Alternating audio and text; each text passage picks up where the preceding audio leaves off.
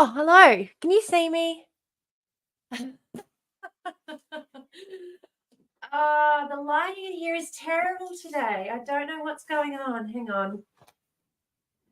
We are running a little bit late. We are running a little tiny bit late this morning. It's fine. We're just a bit behind. Oh, golly, gumdrops.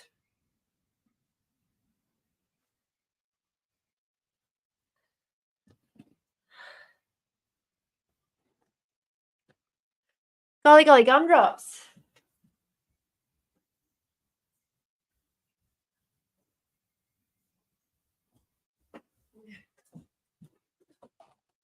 Hello.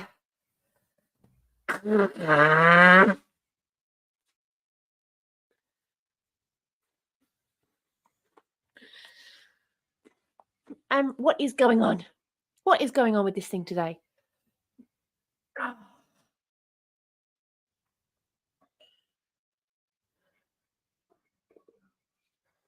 Alrighty.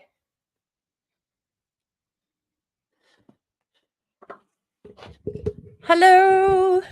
Hello.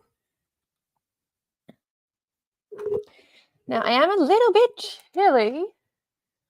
So might have to grab a blanket. Oh, good morning. Good morning. There is. Where are we? General.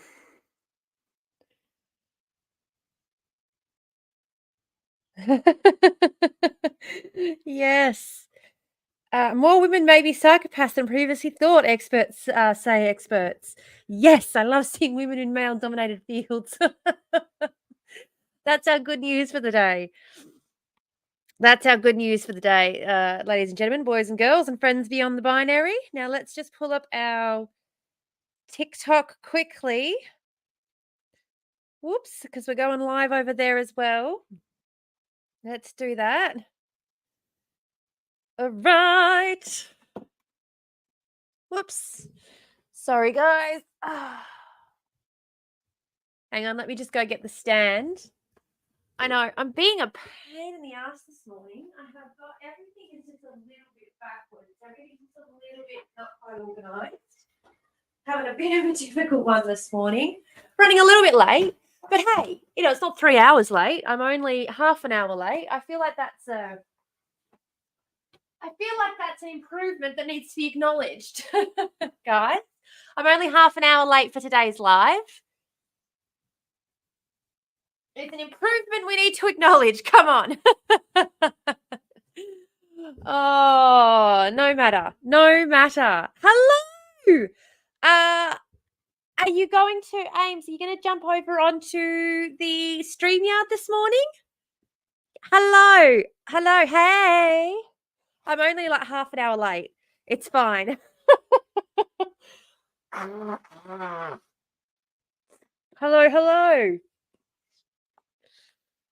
Oh shit, no, I hadn't planned it. Well, I mean, you don't have to, and you can do what Belle did and come on without a camera if you want. But you don't have to. Oh, got a case of the spicy sads. Well, why don't you jump? I mean, you can jump on and chat with me because that's always cheers you up, doesn't it? Listening to my idiotic brain. Hey, welcome. How are we going? Good day. Thanks for joining this morning, guys. Now, if you want to join into the chat, we are also over on Twitch and YouTube, where the chat will be available for comments and whatnot and things like that. And also the episode of ABC's the sound isn't great, very crackly. Where's that? Is that on TikTok or is that on YouTube? On TikTok, obviously. TikTok. Why is the sound not great on TikTok? Is it better when I'm holding it? Is it better now when I'm holding the phone?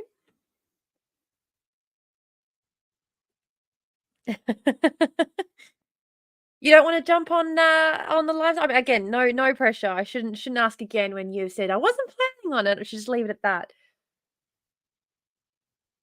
It's got feedback. Okay.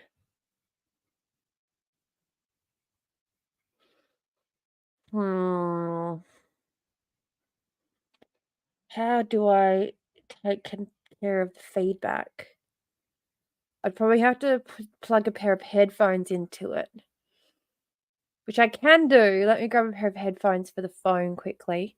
I'm a little bit, oh, here we go. This should work. This should work. Let's see. Let's see. Let's see. Let's see. Oh, that's that's why it's got feedback because the phones are connected. The headphones are connected. That's probably what's going on. Uh, hang on. One sec.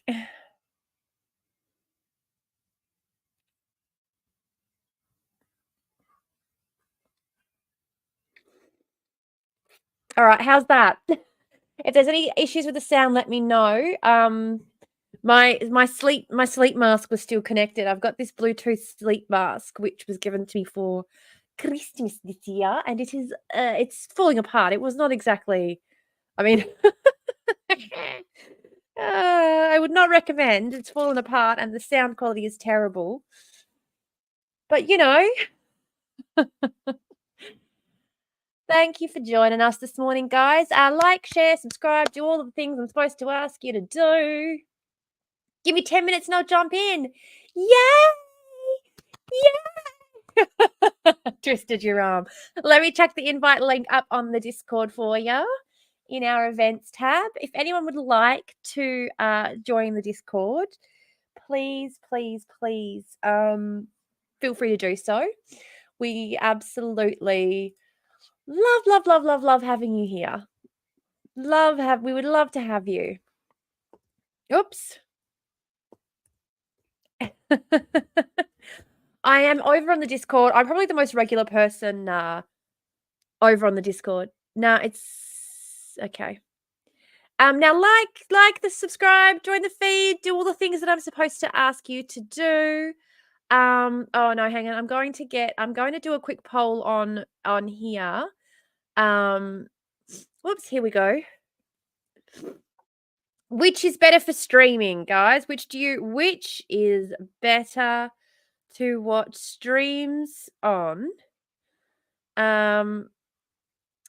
TikTok, YouTube, Twitch. Okay. Done. All right. So we'll put that poll up on there and see what people say.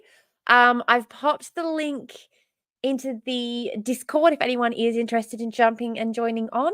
I'll also pop the links to the YouTube and the Twitch in there as well in case anybody, doesn't want to jump in and join, but is still interested in watching somewhere other than. Well, unfortunately, yeah, you can't see the video on TikTok. You can't see the video that we're discussing, and you can't see the friend that I'm discussing it with on TikTok. Here we go. Oh,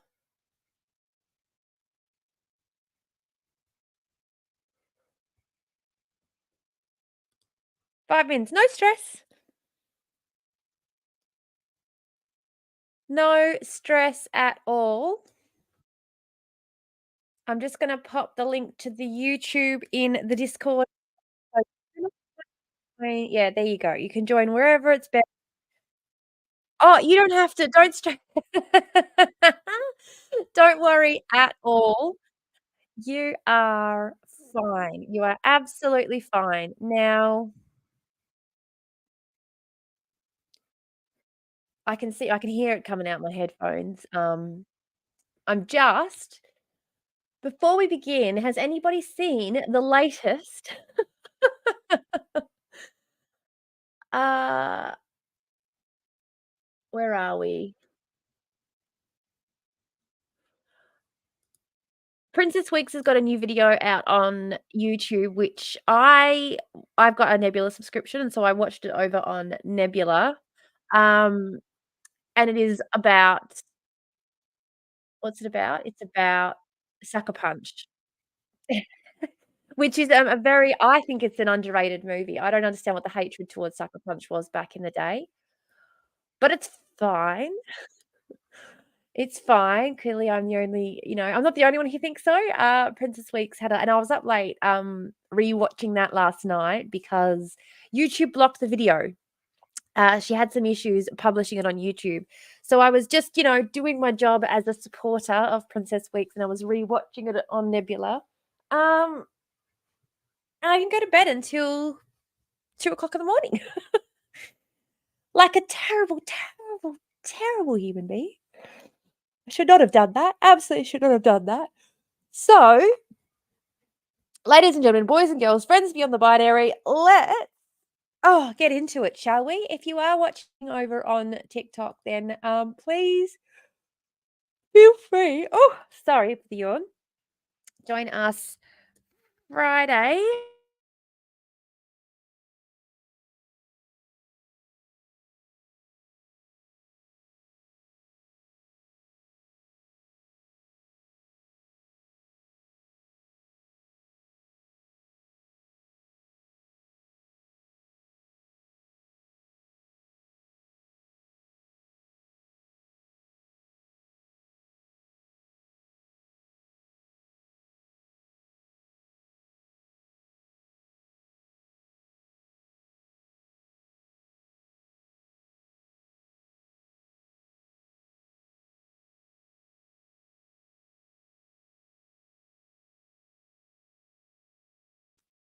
There we go.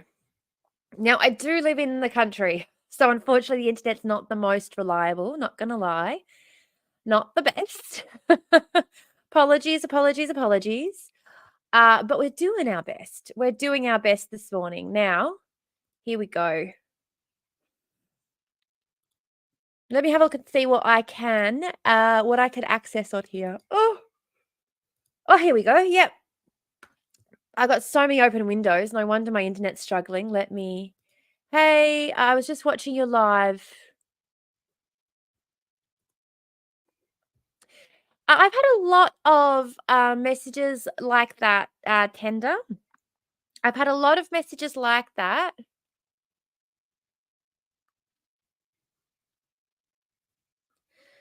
And I gotta be honest with you, yeah, everyone's like, "Yeah, yeah, yeah, no worries, no worries." And I just don't what do you want me to do? Because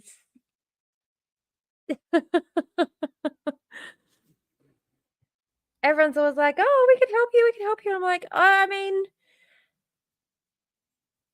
we're trying to build a community." 100%. People prefer YouTube. Alright, excellent. People prefer YouTube so far. Um,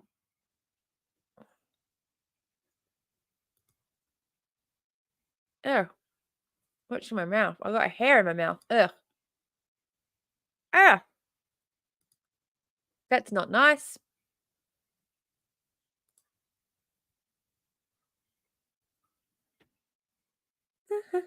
Oh my goodness, this is annoying the shit out of me. Alright, we're still setting up, but I have not watched ahead yet. I have not watched ahead, and I had to really resist the urge yesterday to not watch ahead for, um, the next part of the, doco. I really did. Oh, sorry, apologies. Because I did find it, scroll by love. Have a day as awesome as you are. Oh, thank you so much. Hi, I have not seen you in ages. How you going?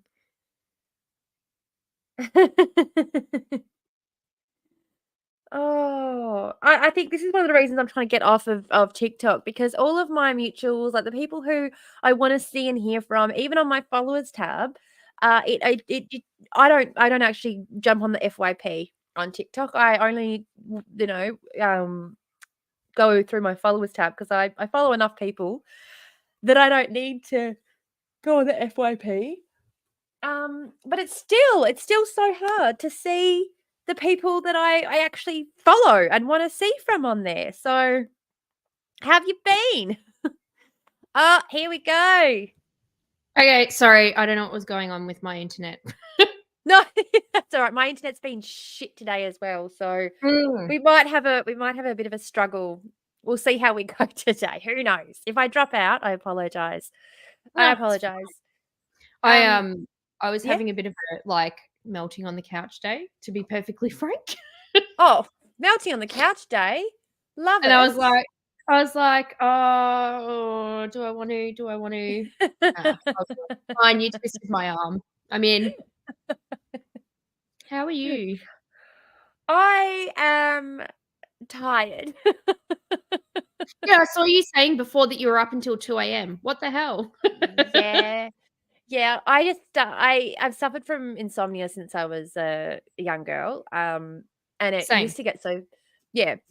Yep, used to get so bad I could go a whole week without sleeping. And people are always like, "Oh my god, you can't go that long without sleep, you'll die." I'm like, "No, sometimes your brain does Really? something really fucked up." Mm, And it doesn't matter what you do, you just cannot fucking sleep. mm. There's been an update and I started showing up again. Fantastic. Well, that's nice. That's nice. Maybe I should jump on the FYP then sometimes. Apparently TikTok's not hiding our content anymore just because we're pro-Palestine Wait, since when?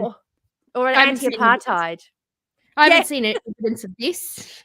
no, no, no. But it would be exciting if that was true. But yeah, the app unfollowed me. Are you kidding? Am I not following you right now? Oh, that's why I haven't flipped to seeing you on my followers page. There you go. Corrected that.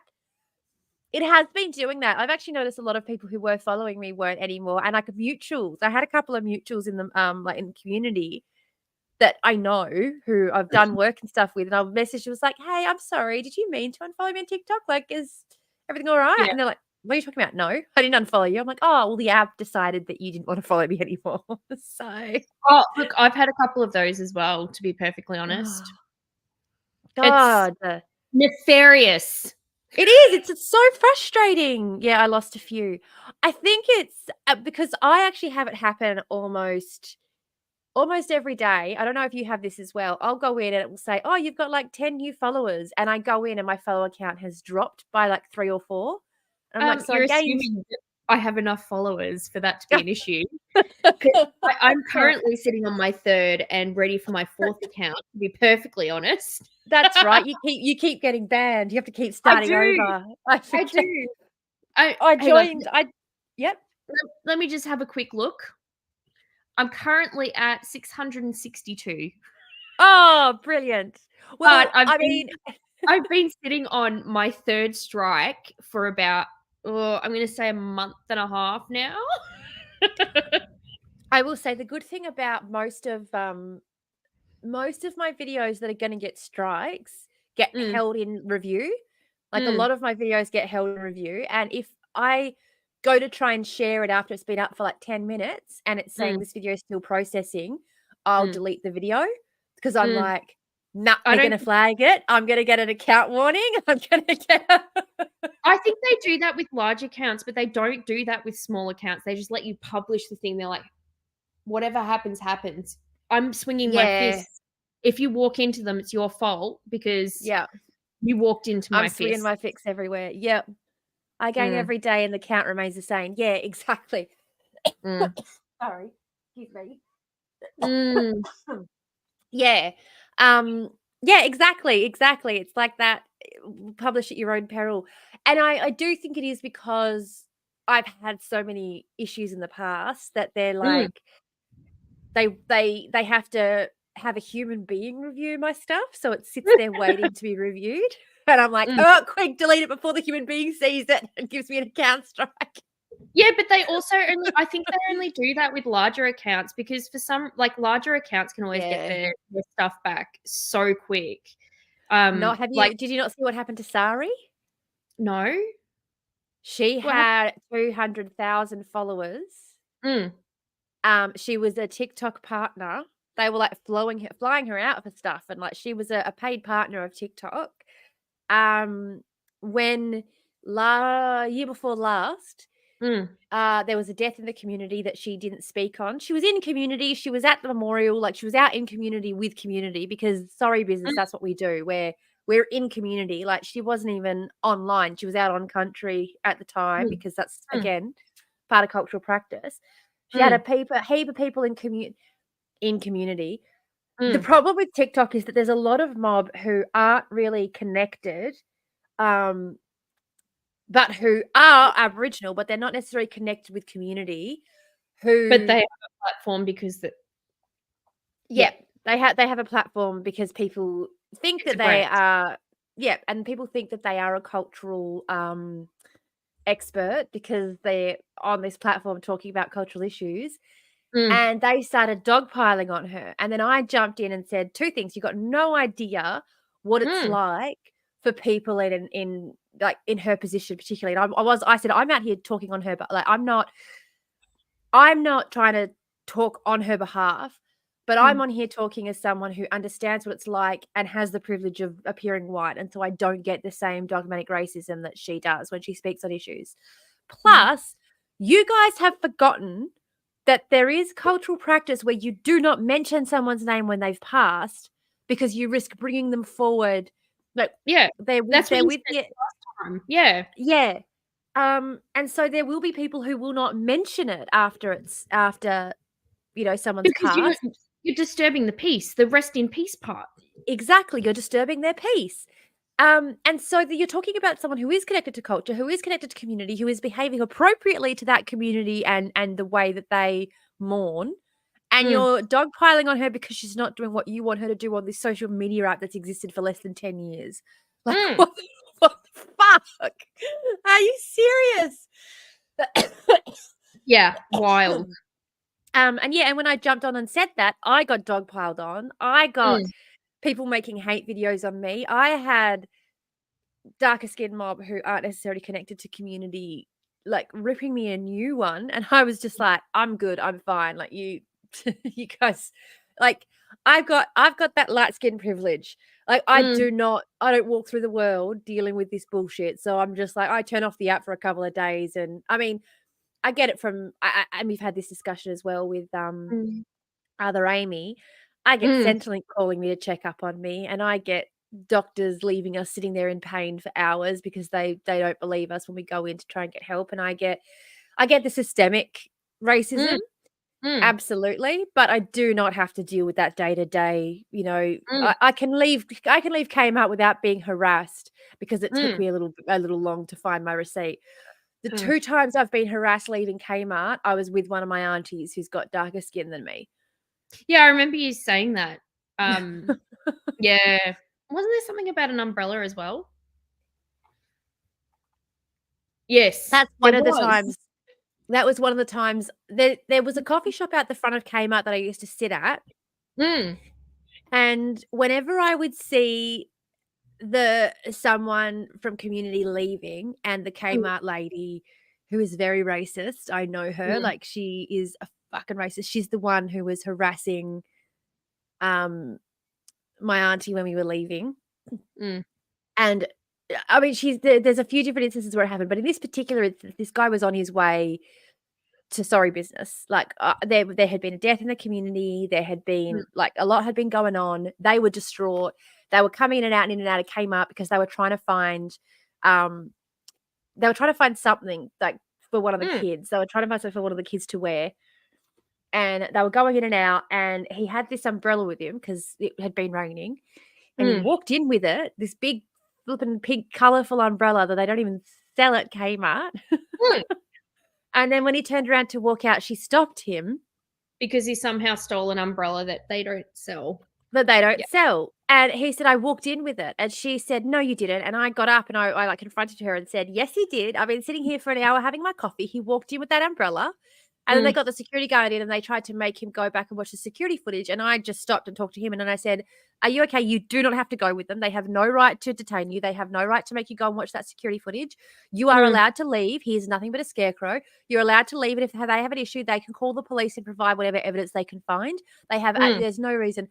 And he literally goes, oh, no, sis, thanks, sis. No, it's all right. I'll go with him. I'll go with him. You know, it's a sorry day. I don't want to be causing any other issues for anyone. Like, you know, respectful and the thing is, as well, as shame in the Indigenous community is such a huge thing. So just having someone there being like, no, what they're doing is wrong. And you like, you know, that takes away a lot of the shame associated with it, which people don't realize either.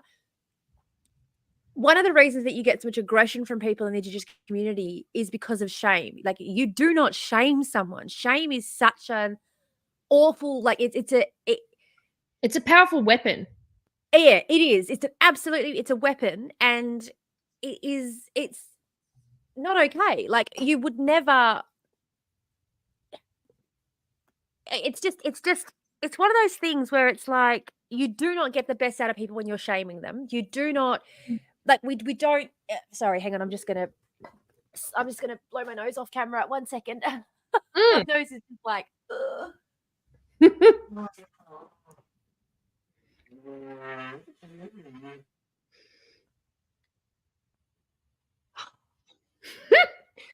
Sorry.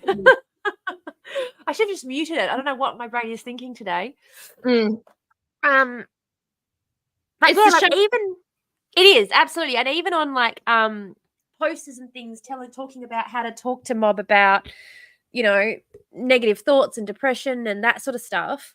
All of the information that they give is like, hey, don't shame the person. The most important thing is to not shame the person. Have you ever read that? Oh no, go. Sorry. Oh no, and I was just like, and that seems to be the only tool that the colonizer has. You know, shame and embarrass. There's a really, really great book that I love by John Ronson, and it's called "So You've Been Publicly Shamed." Oh. And it's about the whole culture of shame and specifically the way that, like, it's in the context a lot of like internet lynch mobs. Yeah. I like it. He reminds me a lot of Louis Theroux in the way that he does his investigation. But he was the guy that wrote that book, The Psychopath Test. Which is like one of my all-time favorite books. I love that book so much. I love it.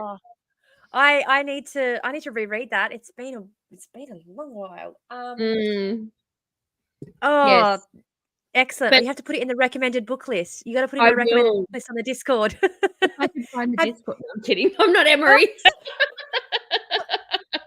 Emery can find the Discord. Emery just thinks that I have the Discord pin. I mean, I've got a bookmark. It's fine. You're in my favorites. I can see the Discord. It's not that big a deal.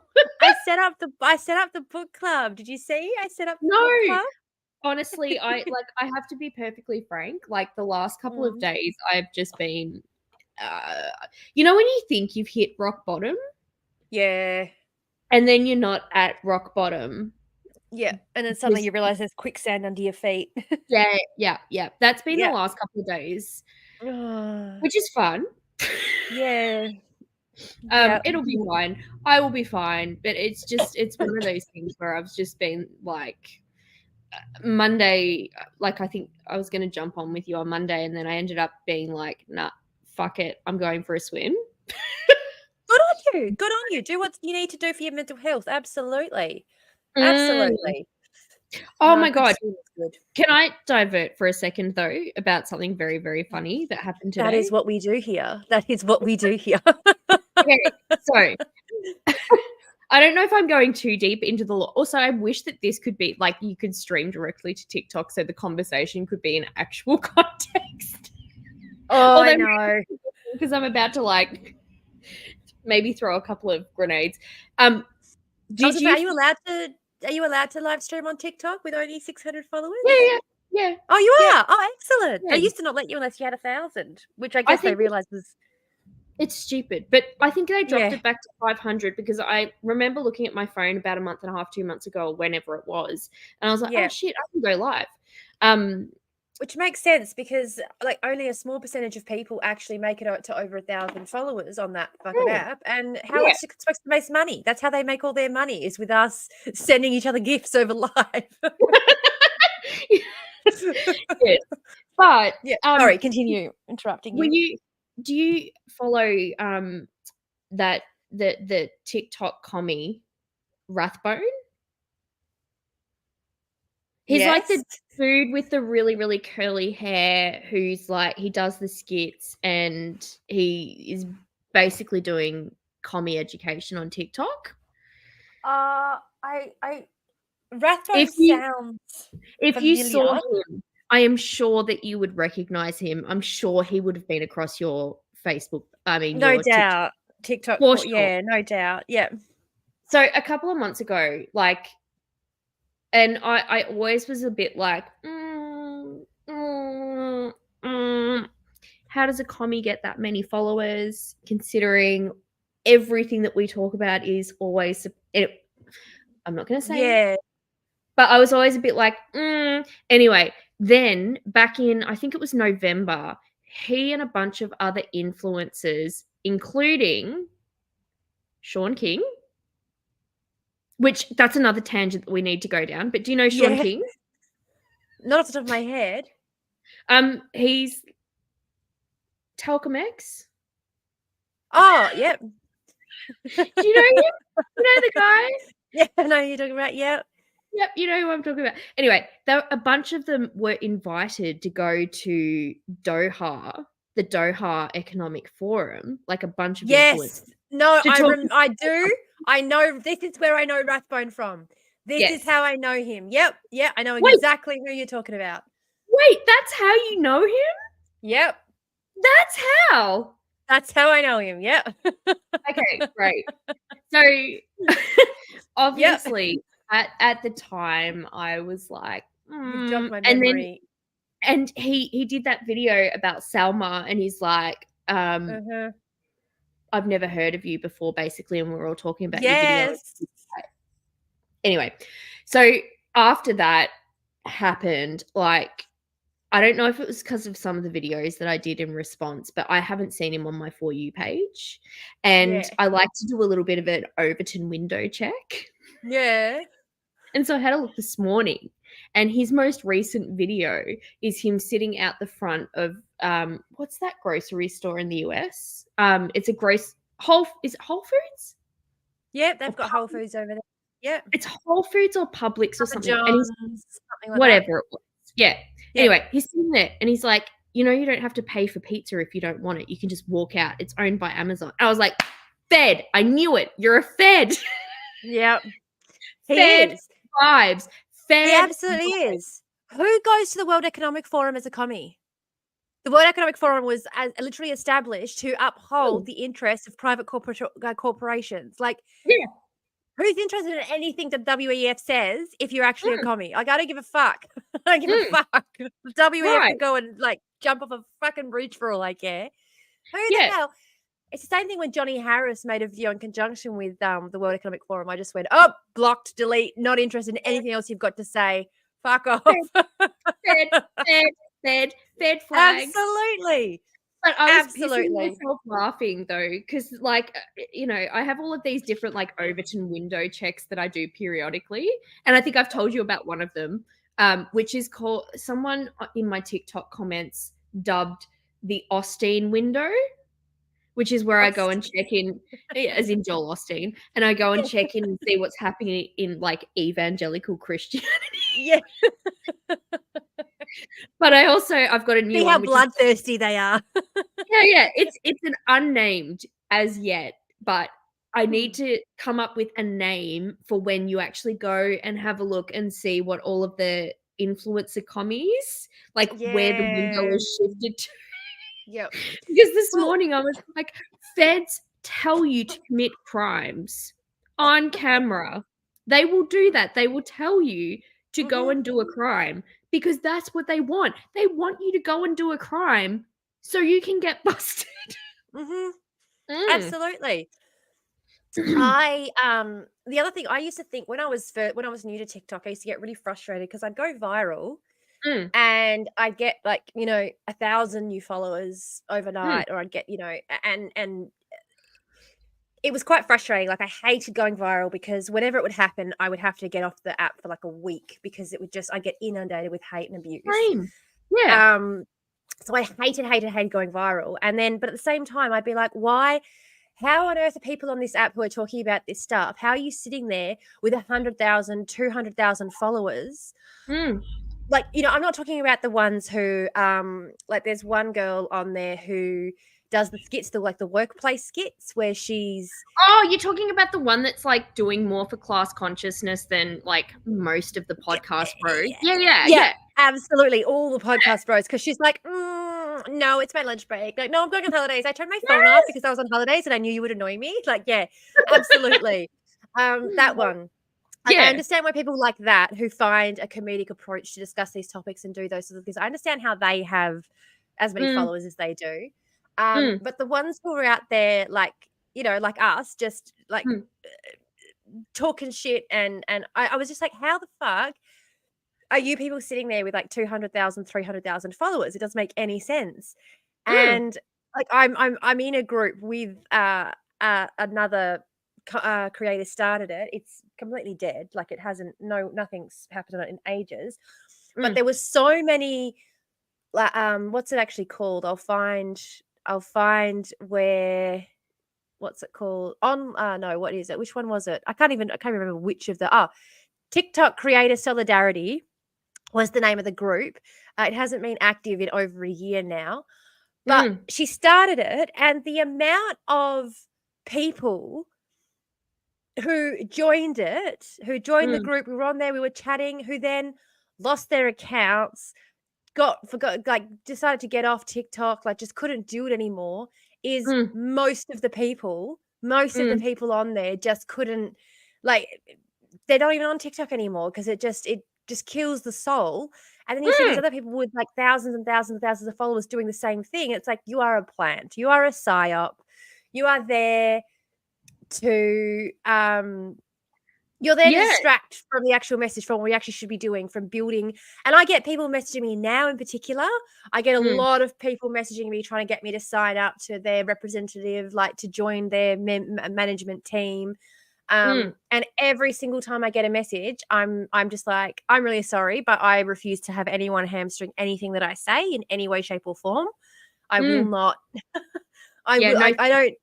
No, I don't want anyone telling me what I can and can't talk about. And they always say, "Oh no, we won't try and control what you talk about. Like, you're absolutely free to talk about whatever you want." Mm. And then first thing they do is they're like, "Oh, we suggest you don't broach topics like that head on." I'm like, "Yeah, Yeah, fuck off. let's play Go down the on." Yes. the criminal justice system is fine. Yeah. It's fine actually. It just needs a bit of tweaking. No. Mm. No. Like, Just a couple of nails, bit of no. wood. I ugh. No. No, but also, considering all of this, did you also see Sean King, the other grift?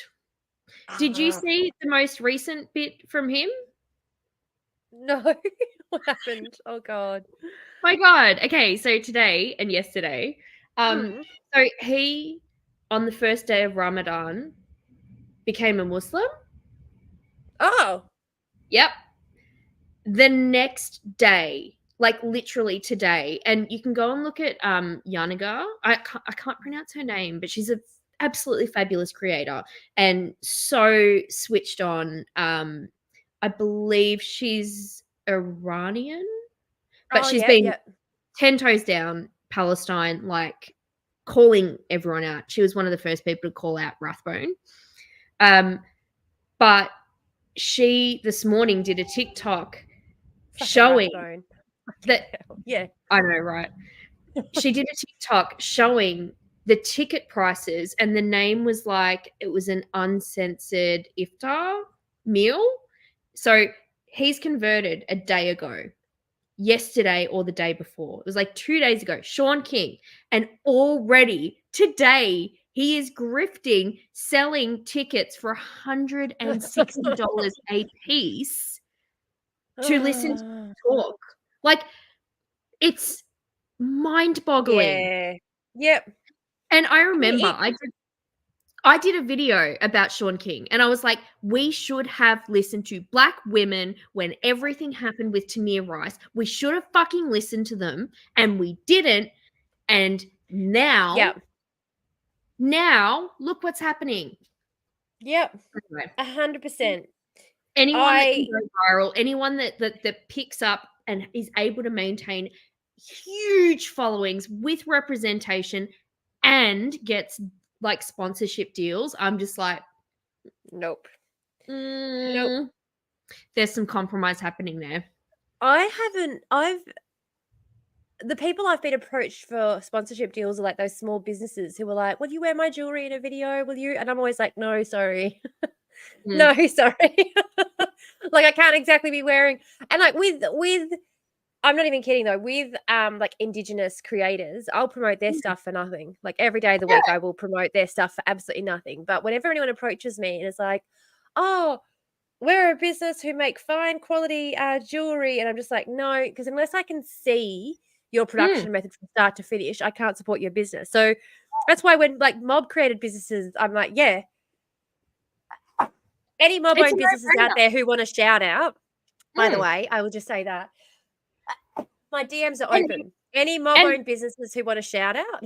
Me too. I will too. Like, yeah, we all will. Like, join the Discord. We should start a business, a small business thing on the Discord actually for people to promote their businesses, and we can do a business shout out. Yes. Sorry, I don't know why I'm so sneezy today. Do you have allergies? Is it pollen? It is probably definitely pollen or my cats, because yeah, I have allergies.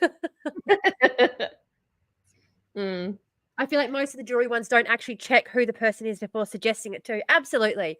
And I do not want to support anyone because I've done that sort of business. Like, I have worked in a business where I created, this is, back when I was still in the cult, before I had my full wake up, the issues with the world. I make most of my own clothes. Like, in any of the photos that I've got up around the house, everything that I'm wearing, I made. I'm actually working on a pair of pants at the moment that are just sitting behind me that I was going to be stitching while I watched this. And I drew up designs, made mock-ups, sent them over, got to get them produced. And then I actually had a friend who was living in China at the time. And I said, this is the organization that I'm apparently working with. This is like, can you go and check it out for me? And he went to the address where the factory apparently was, and it was an office building. There was no factory there. Oh, and so when like, he said, oh, well,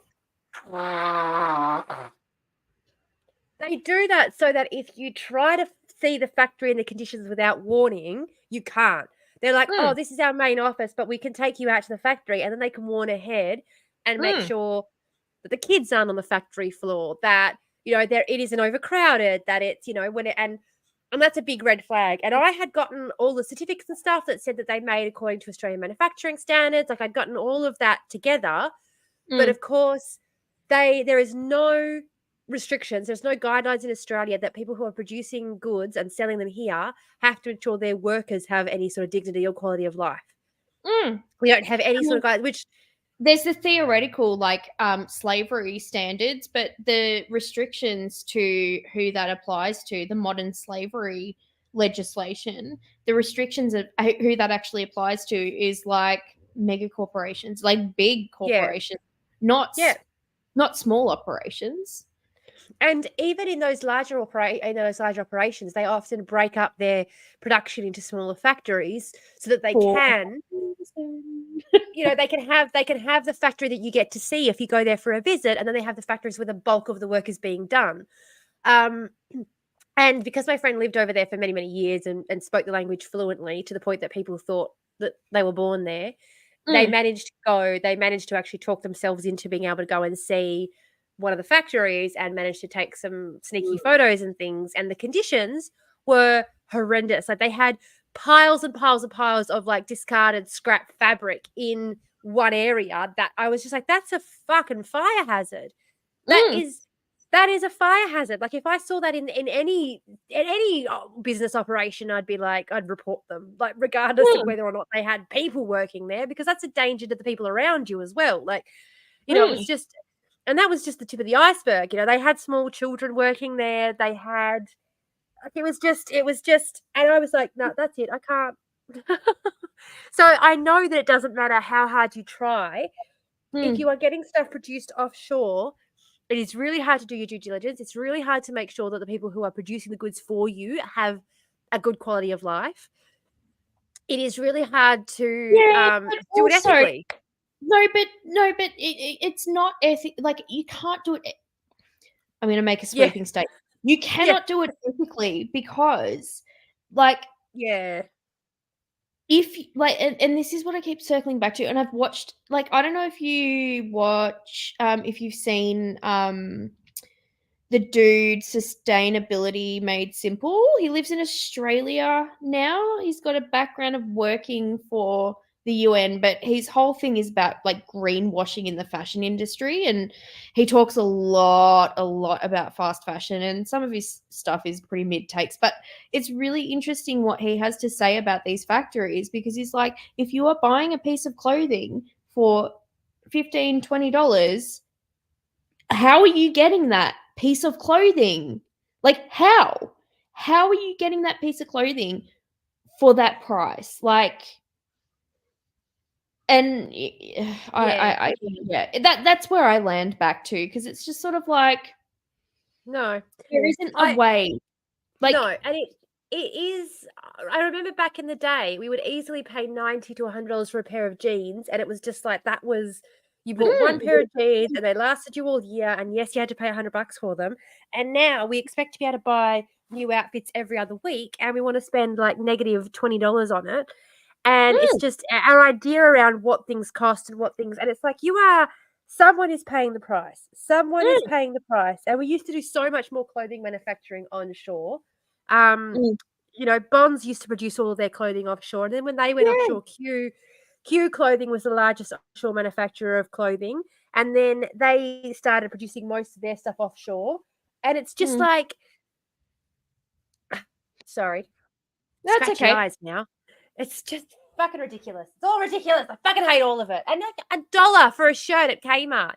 Just think about how that's even fucking possible. Think about what has to happen in order for you to be able to buy a shirt for $1 at Kmart. Seriously. And, you know, like, I think the thing that put this squarely into perspective for me, and this is not shaming anyone, like, at all, because I think, like, obviously under capitalism, there's not ethical consumption, especially with like the pressures that we have around wages not increasing, and you know, prices for fucking everything is going up. Like, I get that, I understand that. A clothed person, of course, clothe yourself. However, I used to, in my, like, one of the clients that I had very early in my audit career, because I used to be an auditor when I first started out. Your accountant days. Right. Yeah. We audited a group of brands, and one of which was, they owned Alana Hill. And I remember walking through the factories and seeing I know the cost of the fabric. I know the cost of the wages. I know how much it goes into a unit cost for a garment. And so when I see a t-shirt for $10, I'm like, no, that's not possible without exploitation. But again, I come back to, you cannot, like, I'm trying to connect my thoughts up, because I also saw a TikTok this morning as well, which was talking about the fact that the aesthetic vibe and the whole aesthetic talk that is going on at the moment, like, what is it? Mob wife aesthetic, clean girl aesthetic. Every other month there's a new aesthetic. And the reason for that has actually converted it from fast fashion to, I can't remember the term exactly, but it was like instantaneous fashion. Yeah. And we as a society must grapple with and defeat this consumerist mindset Yeah, of 100%. having and taking and taking and taking. 100%. And I think one of the reasons that I like making my own clothes is because when you understand how much work it takes to produce a garment of even shoddy quality, Mm, it makes I can't remember the last time, like, I literally cannot remember the last time that I went clothes shopping. I literally mm, cannot remember the last time I actually bought. Oh, no, wait, I can. I can remember the last time that I went clothes shopping. It was a year ago. Not mm, quite a year ago. It was May last year. May last year, after I found out that my husband had been cheating on me, mm, I went up to Perth because I lost a heap of weight. I lost 20 kilos. mm, And I bought 2 new work outfits for my new job. I bought a pair of pants and a shirt, and I bought a dress for work, which mm, I spent. Again, I bought it from. It cost me $500 for a pair of pants and a shirt and a dress. mm. So not fast fashion, definitely No. not fast fashion. Mm-mm. But again, because I understand how much work it takes to go, and I was surprised at how cheap the price was. I got to be honest with you. I was expecting it to cost me more than that. I was like, "Are Mm, you sure?" I think I got 2 dresses, a pair of pants, and a shirt, and it cost me $500. And I was like, "Are you sure it's not more than that?" Like, mm, I feel like it should be more than that. mm. But when I said that to the lady who was wrapping it up for me, she was like, "Oh, really?" Like, most people are like, "Oh, it's so expensive." I was just like, "It's because most people don't understand what it costs to produce a garment. What are you fucking talking about? It's Expensive? because $500?"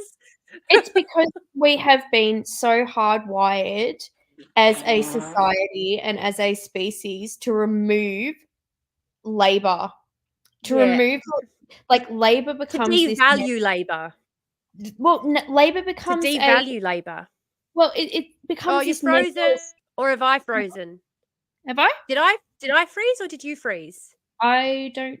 You didn't, but Oh, didn't I? Okay. No, that's all right. It just glitched, but it's probably just because I have shit internet. yeah, but it becomes this nebulous, like unquantifiable input into the, and so people only take into account the cost of materials, and it just gets completely removed from the equation, so that we Yep. can actually stomach the fact that this thing costs such a small amount. And I remember when I got We together do with it to my wife. ourselves when we make small businesses as well. Like, people do it to themselves. They undervalue how much Mm, work, they put into things because they're taught that their value has no value, that their labor has no exactly. value, sorry. Yeah. Exactly. Exactly. And, like, it drives sometimes I think it drives my wife nuts, but Yeah. I will not throw anything out until there is Yeah. literally, like, holes Nothing you in. can do with it. Yeah, and, like, I have Crohn's disease, and so my weight fluctuates. It can fluctuate between, like, 10 kilos like that. It can go up or down like Yeah. that, depending on if I'm flaring or not. And like I the number of times where I'm like, no, I'm not throwing out these jeans just because they don't fit me. And Yeah. I'm not gonna do that because I know inevitably I'll cycle back around and I'll have Yeah. to go out and the cycle repeats itself. You have to go buy and buy and buy and buy more. Like it's just it's Yep. exhausting. How are people not exhausted by this? That's what I don't understand. How are you not exhausted from the cycle of just repeated consumption? I mean, in all honesty, I think I think it's because of we've trained ourselves to get that dopamine hit from it. I Mm, mean, like, they have trained us, I should say. The capitalist overlords have trained us to get our value comes from consuming. That's like we are only valued by our society for our ability to consume. mm, But it's I mean, when you say that, like, I've got this shirt I've got holes all through this shirt. mm, mm. My jeans. Okay, I've got to show you these jeans So, just so that we get an idea of what we're talking about. There's There's a whole. Oh, well, wrong side. It's on this side. There's Mm. there. There's a big hole there. There's a big hole up here. There's another Yep. hole down here. Mm. These jeans have been eaten by my rabbits. Oh, cute. But I've had them for years. I've had them for years. They're my comfy jeans. They're the jeans I wear the most often. The only other pairs of jeans I've got are ones that people have given me. These are the only ones that I've got that I bought for myself because I went in and needed a new pair. This is years ago. Needed a new pair of jeans for work. And bought these, and I haven't stopped wearing them for years. Doesn't matter how holy they get. I wear them out in public. I don't fucking care. And I think we need to normalize that as well. The idea that you are less valued as a person because your clothes have some holes in them because they've got some tears in them. Like it's just another way for us to try and other the people in our society and to, again, push that idea that your only value comes from being a constant consumer. Like, And it's obvious that I haven't consumed recently. Yeah. It's obviously I haven't consumed recently, gathering by all the holes in my clothes. So what value do I have to offer society? Clearly none. I got so many comments on that TikTok I made the other day. I got so many comments from people going, "Oh my gosh, like you look so disheveled, and like maybe actually put some proper clothes on." And I was just like, actually, I made the skirt that I'm wearing in that video, so you could all go fuck yourselves. I keep having these conversations too. I have these conversations with my wife all the time because like I feel like I grew up really, really, really poor. Yeah. And as most cool people do. but something will break and I'll be like, no, don't throw it out. I'll fix that. I can fix that. I will fix that. Give it to me. I'll fix it. I do the same thing. I do exactly the same thing. I try and fix everything, or I try and find a new use for it. My stand, the stand that I film on, I got this during the campaign, the election campaign, to help me record on stuff. Yes. And like it doesn't matter. It's still you click it in. It's fine. It still works. It's just a bit finicky. It falls over sometimes, but you know what? It does its job. It does what I need it to do. And I just make sure I only film when the kids aren't around so they can't knock it over and fuck me then up. You have to spend 5 minutes putting it back together. Trying to reset the shot. And God. But absolutely. The idea that once something is broken or damaged, we can no longer get any use from it. I'm just like, and it's because we make stuff out of this cheap plastic that breaks constantly. And so we think, oh, well, just throw it out and get a new one because it's cheaper to get a new one. Oh my gosh, I'll never forget the day when I was still in the cult. I just had Malachi and we were going to a convention with like a meeting day for the cult. And I was in the reject shop buying snacks and they had these spoons in there, like children's plastic spoons. And the packet on them said, sturdy enough to use again and again, cheap enough to throw them away. And it was like disposable spoons that were like the kids' plastic spoons you buy from IKEA, like cutlery, like actual cutlery. And they're going, but it's so cheap, you could just use it like it's a disposable spoon. Yeah. And I was like, what's wrong with the world? Like, what's going on? What is going on that's a selling point? This is cheap enough that you can just throw it away once you're done with it. Like, what? It's capitalism. It's capitalism. It's like, because capitalism only works with built-in obsolescence and built-in redundancy. Absolutely. Because you have to keep getting that revenue stream. You have to keep getting people to consume. And so, oh fuck, is everyone praise Jesus? Welcome praise to church. Jesus. Praise Jesus. Come to church. Come to church. Hallelujah. At the pulpit. They used to make refrigerators and you wouldn't have to replace them for 25 fucking years. The refrigerator would just work. What about that food processor that's been sitting in your parents' cupboard for the last, like, when did your parents get married? Mine got married like 40 years ago. My mum still has the original fucking food processor that she got given as a wedding present, and it still works. Absolutely. I remember the fridge that we had growing up. And this is the thing too, when my parents replaced it, they replaced it with a fridge that they still have. They actually, to start off with, didn't replace it. They just borrowed fridges from people who had spare fridges for a long time. Then when they had enough money to replace it, they replaced it with this big double door fridge. My mum was like, oh, finally, you know, I've got all these kids and I finally got a big decent fridge. That fridge only died like in January, maybe December. Oh no, it was before that. It was November last year that fridge died, and the door had been falling off. Like, it was literally falling apart. I just ordered a new hinge for them because they didn't have the money for it, and it was $45 for the hinge. So I just ordered a new hinge for it, and Dad had just repaired, like literally just repaired the door. But because the door had been like hanging off for so long and the fridge had been working so hard to try and keep the food cool because the door wasn't working properly, it died. Like, it just fucking died on them. And so then they bought another fridge secondhand.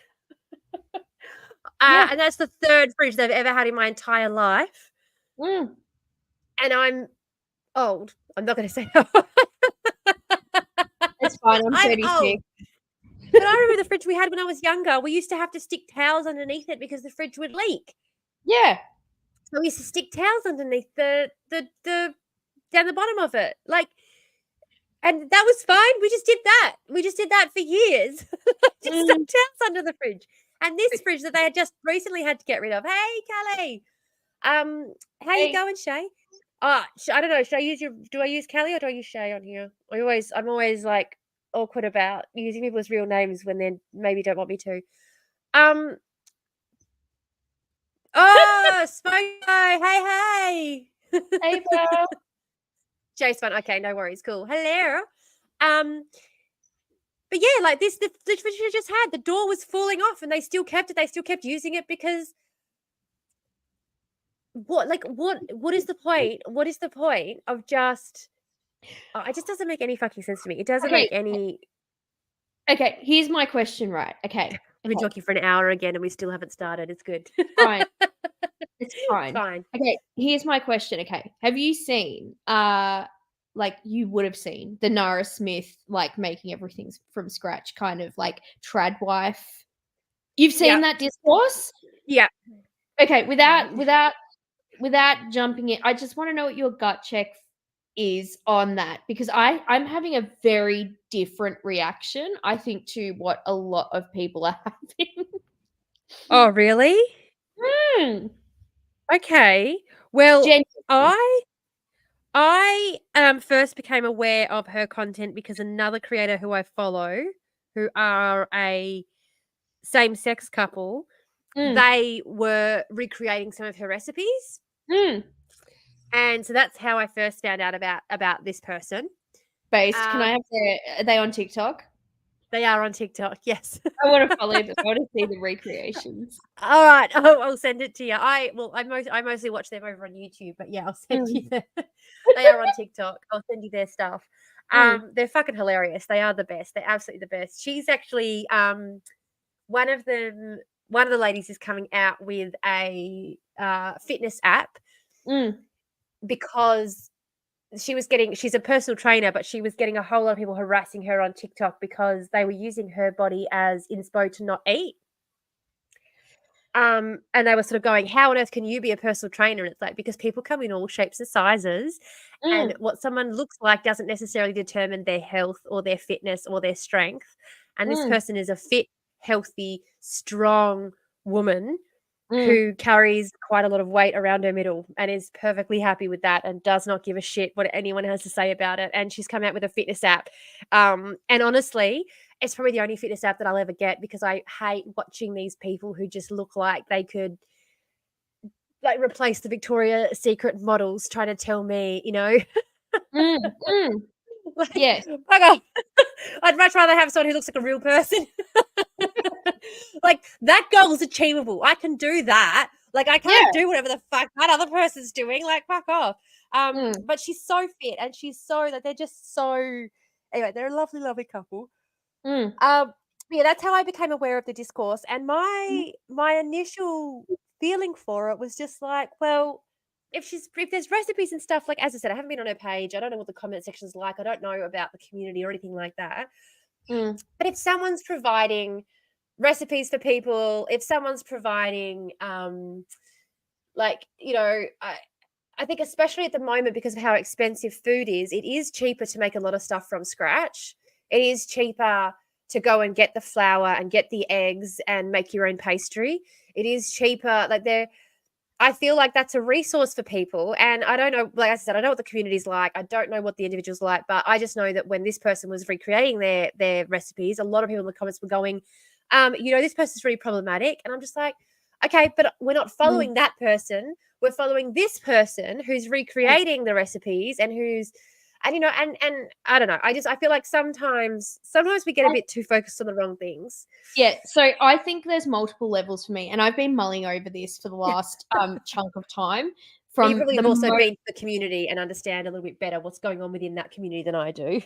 Well, I resent being labelled as someone who's part of that community. No, not all incidental. No, not part of the community. No, I didn't mean it like that. No. You're probably more familiar with the community than I am. You know what, though? Maybe I should. Maybe I should just throw myself in head first. No, but it's we never get you back. No, the funny thing is though, like there's multiple critiques, right? Which I find really, really interesting. So the first one is, and I think it's a really, really valid critique, which is she's Mormon. This is presenting that traditional wife aesthetic. That she's also being paid by the Mormon Church. That means if she's Mormon, well, creating on the payroll, creating these expectations and all that sort of stuff. Okay, fine. Yeah, you know what? Valid, based. Understand that. However, there are a lot of people who stay with us, Amy. Okay, fine, I will. I don't think we're ever. Don't leave us for the trad wife community. Nara Smith. Nara Smith.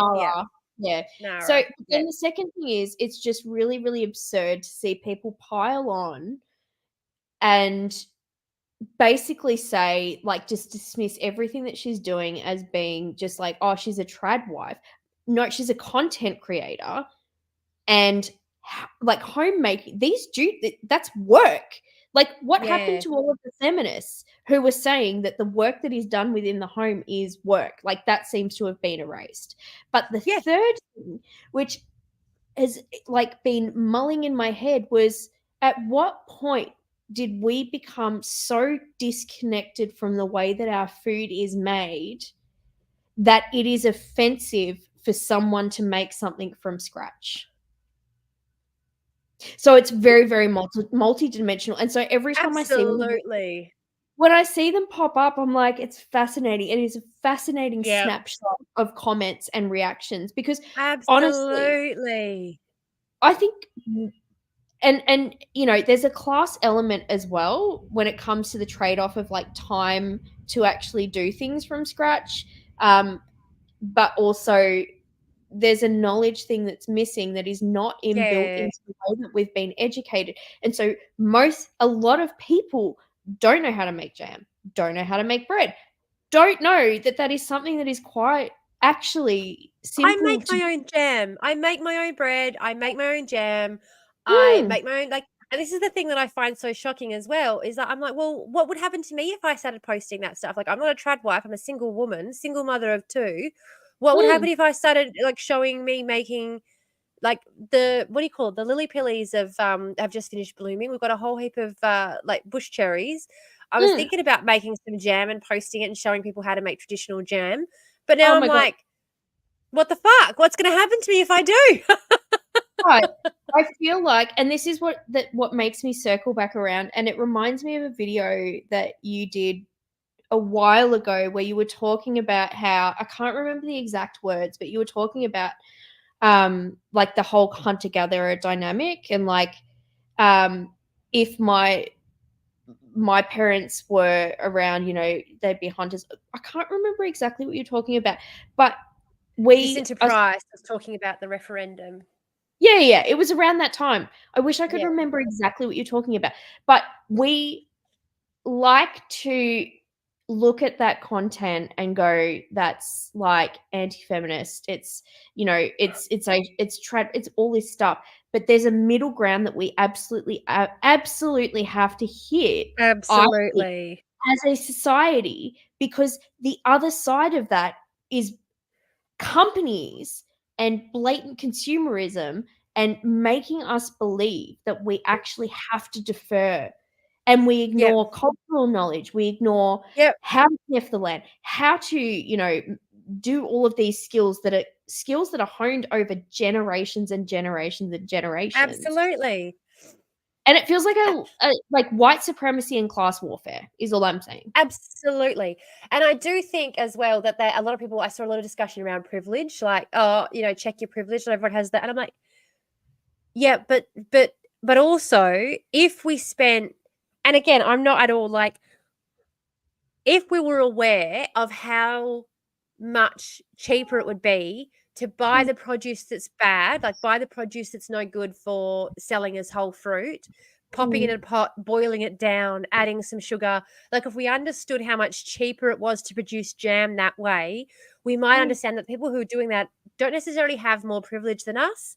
They've mm, found another way to get what they need in a society that is hell bent on making it as impossible as they can to survive. That's what the thing is. We survived so much better. We had a better quality of life here. And when people say you should be grateful for colonization, I just want to scream at them, because we had a better quality of life here before mm, colonization than they had in the UK, in the Americas, in Europe at the same time. 200 mm. years ago, we had a better quality of life in this country than they had. And everyone's like, where would you be today without colonization? I'm like, we already had a better quality of life than you did 200 years ago. Imagine if we had another 200 years of uninterrupted progress. Mm. Who the fuck knows where we would be? Like, oh my Yeah, God. but my pushback to this also is always, why did it become quality of life is about the amount of shit that you have in your cupboard and things that people do for you? I would Yeah. like to live in a society where I can sit around and I can weave baskets and I can look after the village children, and we all sit and make our communal meal. Like that's Yes. no, like I don't Let's I do it. frankly, Let's. honestly, hand to God, cannot understand why people want to run off and kill themselves at the age of 60 with the stress of like fucking corporate world running, Yeah. making people believe that they have to go out and buy bread Yep. because it's shameful to make your own bread, because Yep. that's poor people's like My sorry, son. Okay. I'm having a No, you're mental good. breakdown today, and this is where I'm at. Like, there's a lot going on in this brain of mine. I'm with you. I'm 100% with you. I don't know if it's a good idea to review Nemesis with our brains being the way they are, though, because we Mm, might just be screaming at the screen for 2 hours. But mm, my son refused to eat the bread that I homemade. Now my kid can't eat. He can't eat the bread from Woolies and Coles because there's too much sodium in it. Do you know how mm. much sodium there is in one sandwich using store bought bread? There's over I 5. Sorry, it's like for I'm gonna guess 50 grams. 500. What? Over 500 milligrams of sodium in one Oh, sandwich. milligrams. Sorry, not grams. Oh, yes. So that's No, 50 grams. but he can only have 150 milligrams per meal. Yeah. Yeah. So better off. We would be better off. Absolutely. Commune life. Yeah, we taught those bastards how to wash themselves. Exactly. They didn't fucking hygiene. Are you kidding Mm, me? And like there are kids dying in America of tooth decay in this day and age, and we do not. You cannot find any like you cannot find any indigenous people for the last 10,000 years who died from tooth decay. We knew how mm, to take care and cure tooth decay in our communities, and kids today are dying in the US from lacking access to dental care. We had mm, we had free and accessible dental care 200 years ago, and we still mm, don't have it today. What the fuck are mm. you talking about? Be glad for colonization. Fuck you all. Yeah, I'm not into it, but Anyway, like there's just a lot of swirling thoughts in Yeah. my head today around the layers of this, and everything just leads back to fucking capitalism, and I am, oh, it's just exhausting, and I just, you know, that question of like, if you could for, oh, you're right. Sorry, TikTok was just asking who I was talking to. Oh.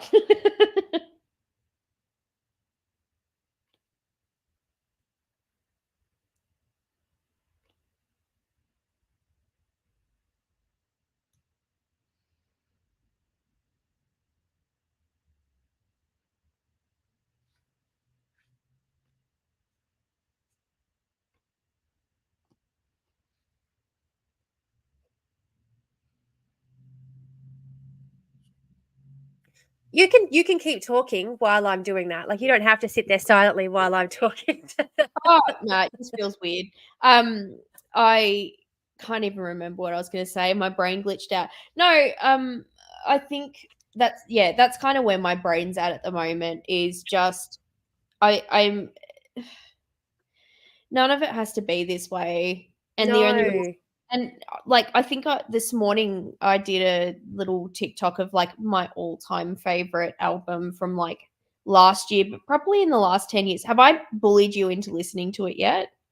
No. Which is King of the Moon by Pusha. Okay. So it's a communist concept album, and it is a work of art. It is art, but also I love that he's like, you know how you listen to music sometimes and you're like, oh, that person's neurodivergent for sure. I know, Yeah. because it makes me buzz.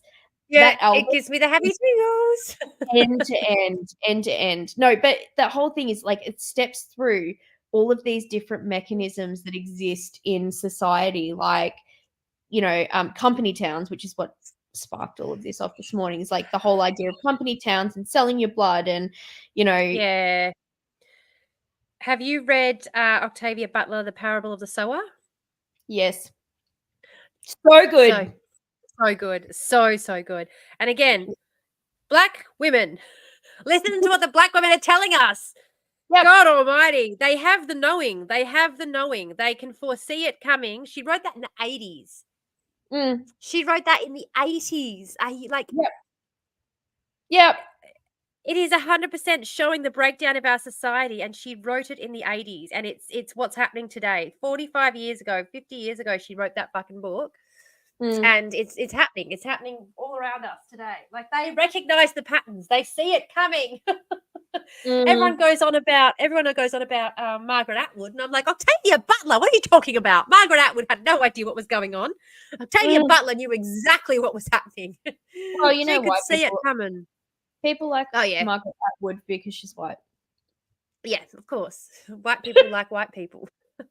Mm. I have to go Oh, at 2. I've just realized we've been talking for okay, nearly an hour and a half. we have. Should we watch some Nemesis? Should we Yeah, watch some Nemesis? All right, let's put some Nemesis on then. we've got 6 Uh minutes. 6 minutes until you got to go. Yeah, because you're in Perth, mate. Oh yeah, true. It's 11 a.m. for me.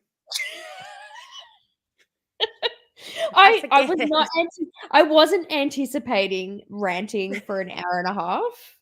Look, every live starts that way. Let's be honest. We spend a good solid hour talking first, and then we get into the meat and potatoes of it. We And need to it's we need a moderator. We need an adjudicator, like in a debate. Like, honestly, swear to God, we need to have we need an Emery. we need someone who whip, not in a Emery. weird way. We need an Emery. That's Emery's job. Just so that everyone Mm, knows, the true leader, the true person in charge is Emery. If anyone wants to know, everyone's like, "Oh, I like your content." I'm like, "Thank you, Emery. Emery's the only person who keeps me on track. Nobody can control me except Emery." They are the bomb. They are the boss. And I misgendered them the other day, and they forgave me. So, you need a shade to be giving minutes. yeah. And you know what? At the beginning of each stream, we need to go through the minutes and make sure they're accepted. Yes. Make sure the minute, blah, blah, blah, blah, blah, blah, Moved. blah. Seconded. Moved. Except the previous. Oh, that's what I was going to say too. We need to figure out what day, time we're going to do our book club meetings. I have said Wednesday evenings. I think Wednesday evenings is a good time for book club. But like I've put it on there for like 4:00 in the evening, just so that it's not too late for my Eastern States people. Well, 7 p.m. Yeah, Eastern State. Yeah. Yes, 7 o'clock. The agenda and the apologies. Yeah. We need to, if we had an agenda, I don't know we'd ever follow it. Let's be honest. Because we had an agenda and it was watch Nemesis. There was one item on the agenda. We had one thing to do. And it's an hour and a half into it and we haven't done it yet. I'm just going to quickly go make myself a coffee. Do you want me to hit play while I do go and do that? Or would you rather just sit here and talk? Well, I've got 4 minutes, so maybe we'll watch a bit and then you can make cool. coffee. Yeah. Well, yeah, we'll hit play and I'll go make a coffee. Prime Minister. Same-sex marriage. That's right. So for anyone who's not sure what we're up to, we are talking. We got through some the other day. Yeah, we're talking about the same-sex marriage plebiscite and the like Liberal Party members who are really pushing for the Liberal Party to support it, and the other. I don't understand how you can be a part of a party that has such divided. Like I don't understand how you can be a part of a member of a party that doesn't believe that you have the right to have a loving relationship. So first of all, immediately this discourse, no. Have you read Sally Rugg's book, How Powerful We Are? No, I haven't. Oh my God. I need to. Oh my God, we have to put that on the book list. It was one of the best books I've read. Do it. Don't forget. End to end. She talks through the guts of the campaign and the history of everything. Like, we listened to it while we were driving like hours and hours and hours in Darwin. I think we listened to it from like Darwin to Mataranka and then back up to Darwin. Like it was great. It was the best road trip book ever. But I remember, so when I was at Bible college, one of my really good buds, and I'm going to tell this story and then I'm going to have to dip. Yeah. But we got through 30 seconds. We did, not even. It was 5 seconds, let's be honest. It was 5 seconds, yeah. I went to Bible college with, like, because there was quite a few of us who ended up coming out after Bible college. Yeah. But this friend of mine joined, like, he was like a young liberal, gay, went on to work for Christopher Pine. Hilarious in hindsight. Yeah. But he was working for Christopher Pine and the Liberal Party when the plebiscite was going on. And I still remember the day he called me and he's like, will you phone bank for the Liberals? And I laughed at him and I said, no fucking way. What the fuck? I know. And I was just like, how? Like, oh, how? The cognitive dissonance. Like you support your party even when they aren't supporting your right to exist. And I was like, baby, honestly, I am begging you to self-reflect. Why are you still involved in this shit? Yeah. And I'm going to send you a message on like Signal with the other additional hilarious context. But honestly, like I just do an offline catch up. We need to do an offline. Do you know what? Actually, though, in the Discord, there's the voice chat group thing, so we can do that any old day. We can all get together and discuss these things off in a offline online way, like not live streaming. You know. Yeah, but I was just like, baby, you have come through evangelical Christianity and you have come into yourself and then you have landed in what is like so embedded in that entire ideology. Have you really freed yourself from the system? Yeah. Like, baby, come on. I know you've got it in you. You're a smart person. I really don't understand how people, because the thing, having woken up for a cult, having been through that, and you know, we need to have some of these discussions as well. You know, yes. I want to be in the Discord. Join the Discord. I'll send you, Shay. I'll send you the link. And yeah, it's if you go to my link on my TikTok and click the link, it'll take you to the Ko-fi, and then on the Ko-fi there's the link to the Discord, and then you click the. I will send you a link. I'll do it like I'm about to get off this. I'm about to get off. I will send it to you. I do that every single time anyone mentions the Discord because it annoys the shit out of Emery. And I know that they aren't able to be here with us today. But hopefully they will get to. You're making it sound like they died. I'm sorry. I'm so they sorry. They have better things to do with their time than hang out with me. Oh my god. I have to say thank you. Thank you for bullying me into doing this because I was in a very, very sad sack state. Oh, well, I'll probably still be here if you want to come back on later. And I am anytime you're feeling sad sack, just tell me and we can get on the phone and just talk as well. Doesn't even have to be live. We can just get on and you know what? We can just like watch TV together. Like it doesn't have to talk. If you don't want to talk, we can just put on some TV in the background and, you know, make shitty comments about whatever shitty things happening on the TV. Love you to death. I love you too. And that's like, I've got nothing else. Got nothing else to offer, but I'll offer whatever I can. All right. Love you. Mwah. See you later. Bye. See you soon. Bye. All right. I'm going to hit play and let it talk about this for a little while. Parallel TV. Yeah, exactly. Parallel TV. I'm going to let this play for a bit. I'm just going to go make a coffee quickly because I need, bye, Amy. I'm not going anywhere. Don't worry, Shay. It's just you and me now. Just you and me now. Now, what am I doing? No, I don't want to share this tab. What are you doing? What are you doing?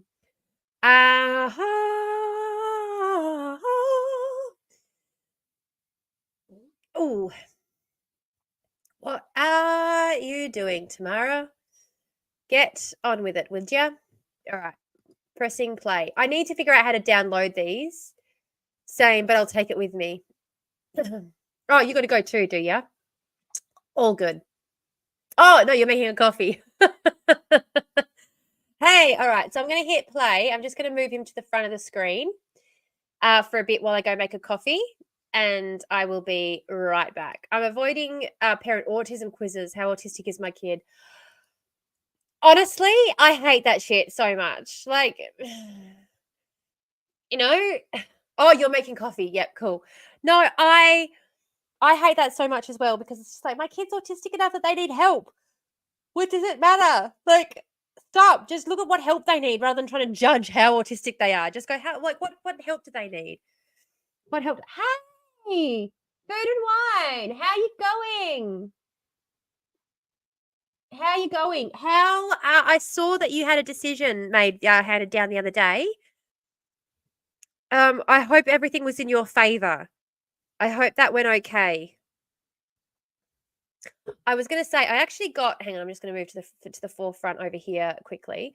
I actually got really frustrated the other day because I was listening to a communist podcast, and on the communist podcast, they were saying that they didn't, you know, that they are talking about prison abolition. They just didn't have a clear, definite ideology around prison abolition. And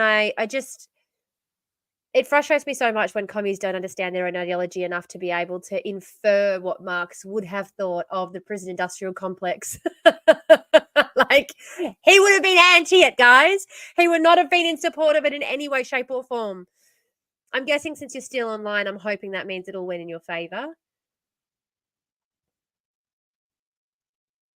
Yeah, exactly. I don't make eye contact either. I'm autistic. How am I supposed to know? And like, they don't make eye contact. So what? That doesn't help whether or not they need help with executive dysfunction.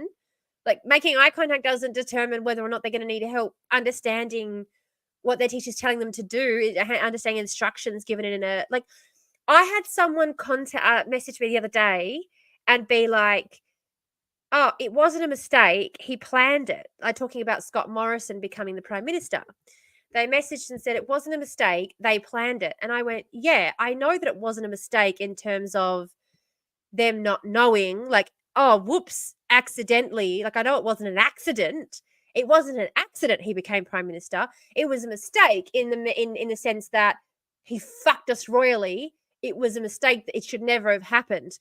Not a mistake in terms of they didn't intend for it to happen.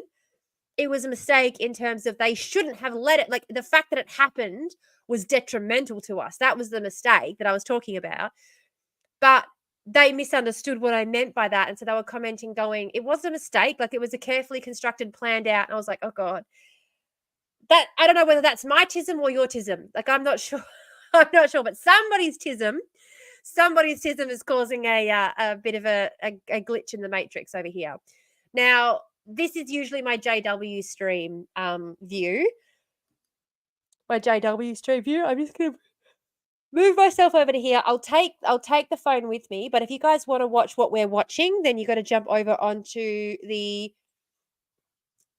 on Twitch and YouTube. Twitch and YouTube is where that conversation's. I only need so they can in the correct class, but until I fill out, they won't give the results they have. How silly, she did the ableist test full of the isms. Yep.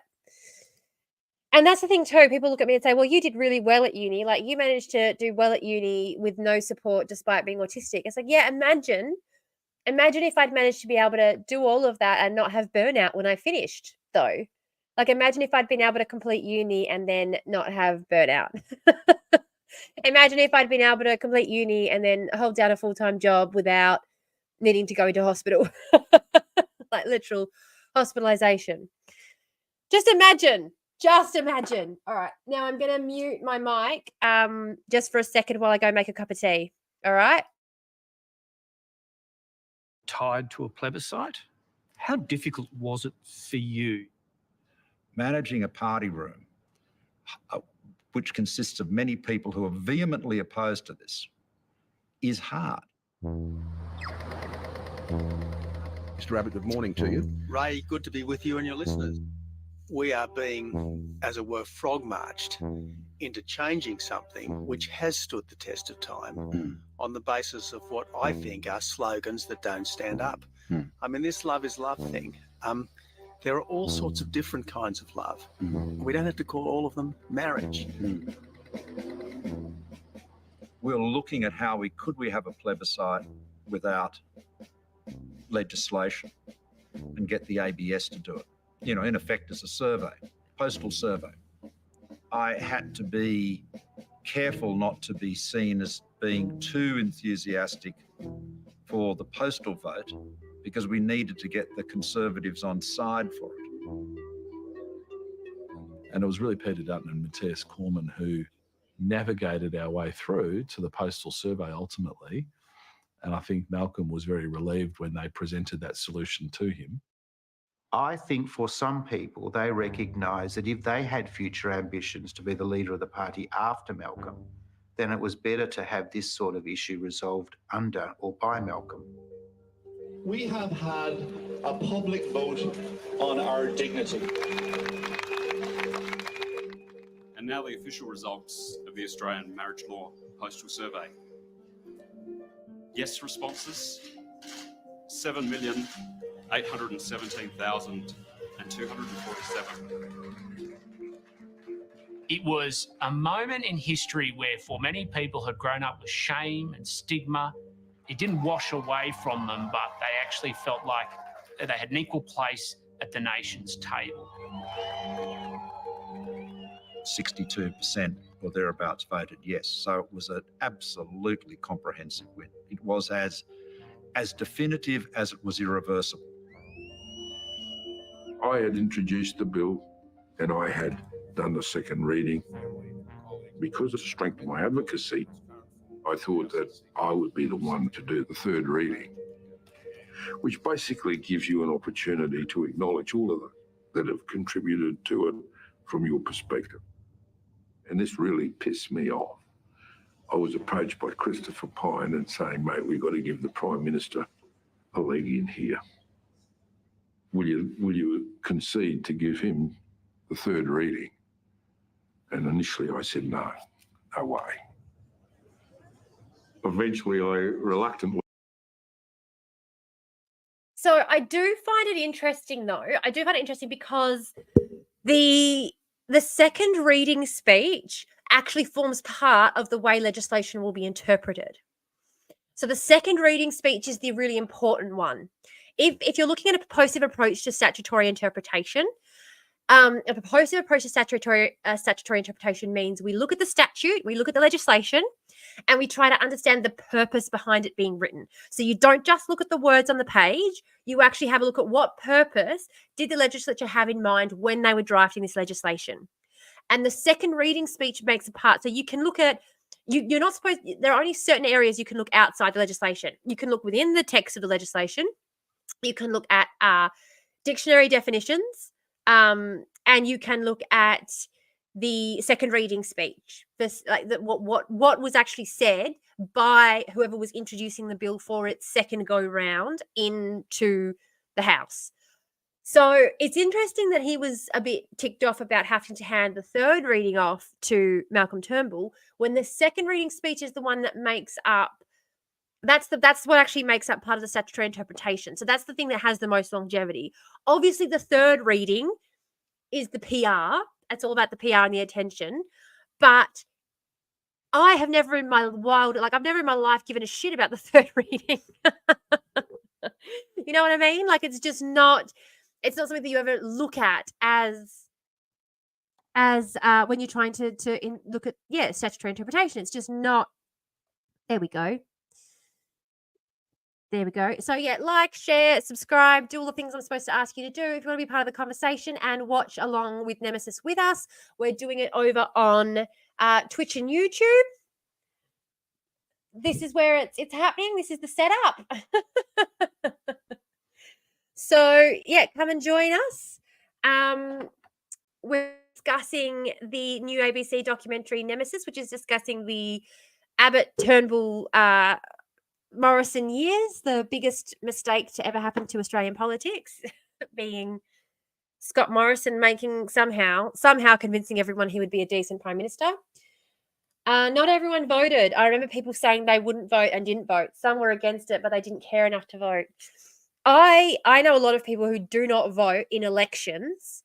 I know a lot of people who withhold their vote in elections, who refuse to vote in elections, who went out of their way to vote no in the plebiscite. So I think it's interesting. There are people who don't care and they're like, it doesn't affect me, so I'm not going to bother voting because I don't agree with it, but it doesn't affect me, so I won't vote. And then there are assholes who won't vote on, wouldn't even vote on daylight savings, would not even vote on daylight savings, but they went out of their way to vote no on the plebiscite. My parents did that. They both voted no. They went out of their way to vote no. Luckily, they had 4 children who all voted yes, so it's fine. We successfully outdid their votes with their offspring. It's fine. It's interesting though, because having a discussion with my mum recently and letting her know that I'm gay did not go well. She was absolutely convinced that I'm just going to change my mind at some point. It was like, I did the whole trying to be married to a man thing for over a decade, and it's just not for me. I've worked out it's absolutely not for me. So, soz mum. All right, I'm just going to go grab my coffee. I will be right back. I'll be right back. We agreed, and I walked up to my desk and I pulled out my third reading speech and I ripped it up. That's a great regret for me. The Prime Minister has the call. What a day. What a day for love, for equality, for respect. Australia has done it. This is a great day. It belongs to every Australian. We've done the work. We've done it together. Let's do it. Let's finalise this bill right now. Difficult maintaining a dry eye. It's very touching. It's such a moment, yeah. Fair, diverse, Unbelievable. And you would see me sitting up in the corner, very pissed. Unbelievable. But anyway. They are all just for themselves. They do not give a shit about the job they're supposed to be doing. They do not care that they're supposed to be representing. Oh, sorry. Just move out the way. They don't care. That's cute. Just a stage. My mum voted. It was 1 vote. She made sure she did properly say to my sister. That's cute. Just a stage. Yeah, just a stage.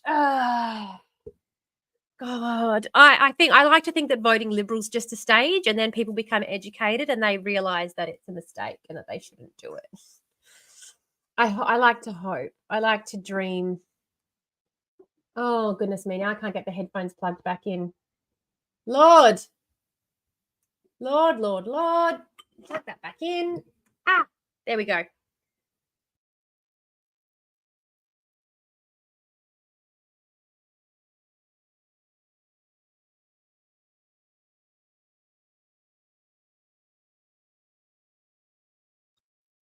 My microphone got bumped out. Whoops.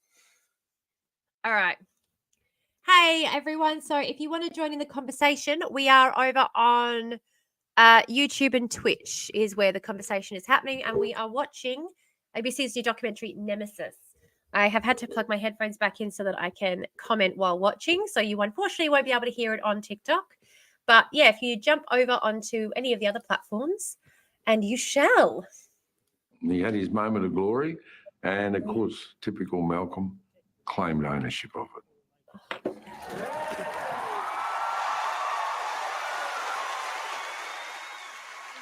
I mean, I don't think Warren missed out What did on he any think? moments to on this issue.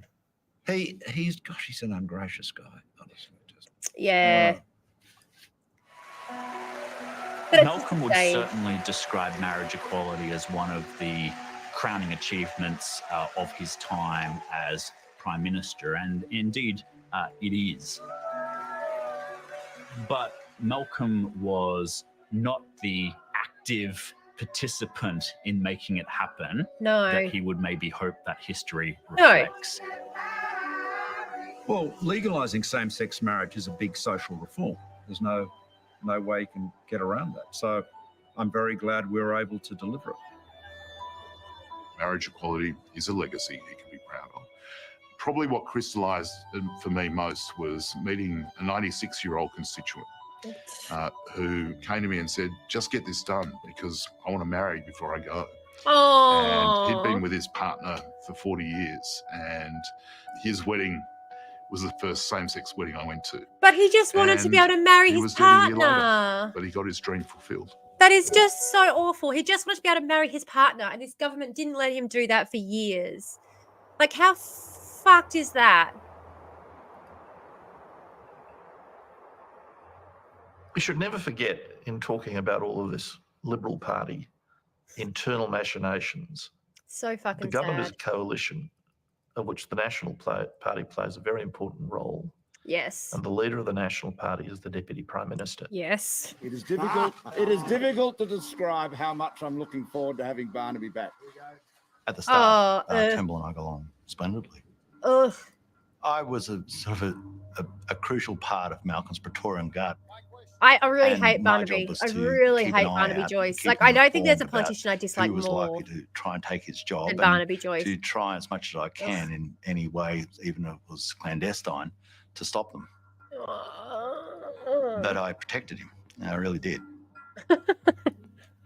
They got on well, even though they were not natural soulmates. Oh, what? But obviously, that relationship soured Why? over time. What one word springs to mind when I say Barnaby Joyce?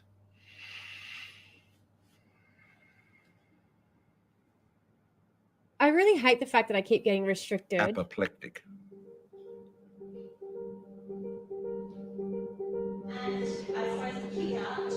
Far out. It's a bit bullshit, isn't it?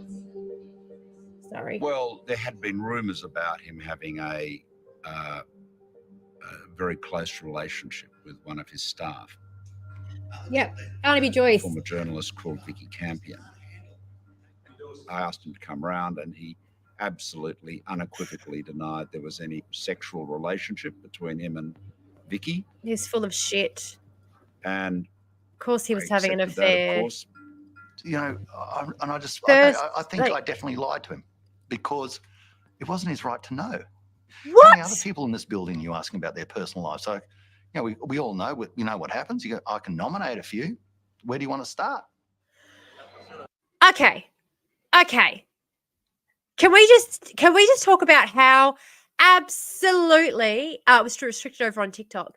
Can we talk about how ridiculous it is for you to say that your boss does not need to know about your personal life when your personal life is that you're having sex with a staffer? You're having an inappropriate relationship with a member of your staff. What are you talking about? He doesn't need to know. What the hell is going on in these men's minds? Oh my God. How thick do you have to be? But I got to be honest, I had this discussion with my ex-boss because my ex-boss was absolutely inappropriate with me. And then congratulated me on how well I handled his inappropriate behavior too, which was just, I don't think he understands how fucked that was. But when I was trying to have a discussion with him, because my ex had an inappropriate sexual relationship with his staff member and he lost his job over that, and that's what led to our divorce. Not him losing his job, him having the inappropriate relationship is what led to the divorce. He has done that before, but in the past when he did it, it was with his boss. He had an inappropriate sexual relationship with his boss, and, you know, we decided to try and work through it and whatever. And then this time it was with his employee who was 20 years his junior, and I went, nope, that's just disgusting. I cannot be with this person. I cannot deal with that. I cannot deal with that. Anyway, I was then having a discussion with my boss about it, who had also been inappropriate with me. And he kept saying, no, the only issue there was when he was sharing private details of their relationship with a friend of his. I was like, no, he is her superior.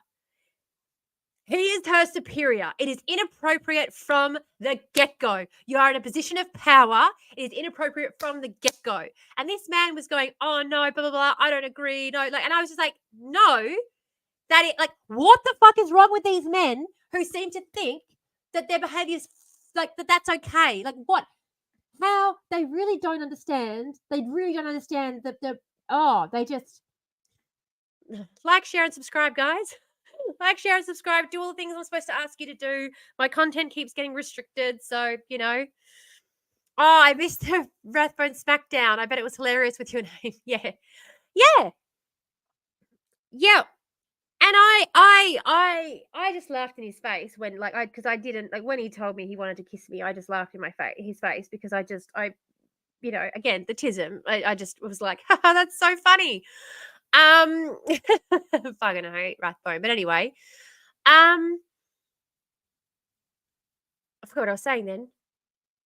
Either way, I do not understand why these men don't seem to be able to comprehend that they are in a position of power. And when I actually sat down and I explained to my ex how he was just like my boss and what my boss had done to me, he was disgusted with himself. He clicked and went, I didn't think about it like that. Like, when you put it in you, like the position you were in with your boss and what he was doing, I feel sick because of my behavior.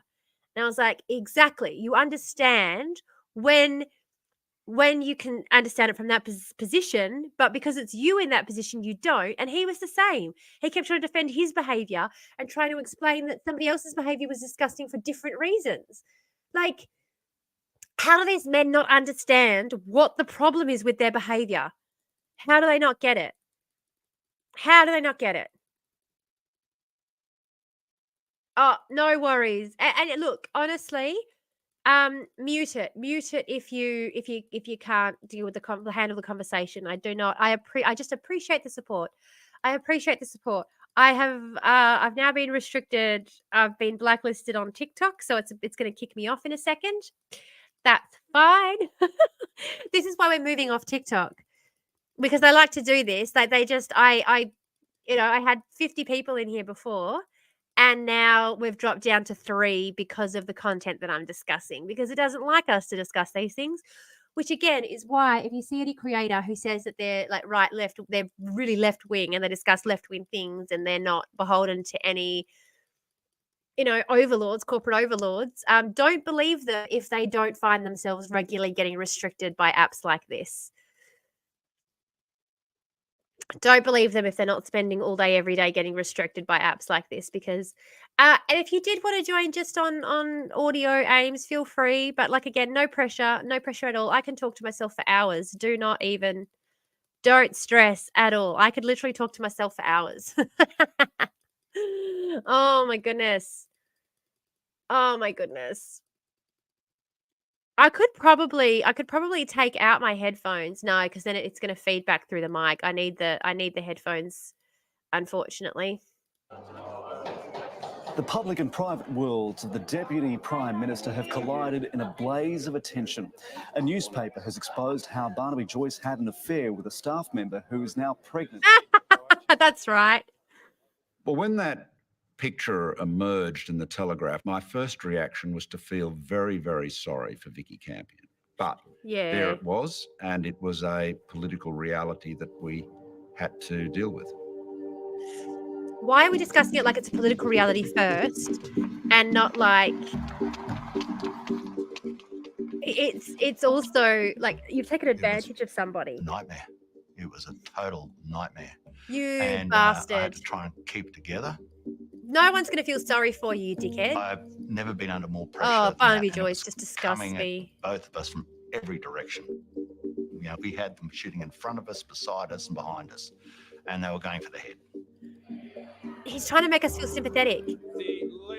The headline. And my question is to the Prime Minister. I'm way too was serious right very now. Oh, do you want to that chat? I can jump we online were and I can going jump to off and get chat if you just need to caught up in chat. this, in what I was will learn the what was Discord so that I can. becoming I'm not too just cold. a torrent Yeah, she's a whole of human. media criticism, public criticism about this affair of Barnaby's.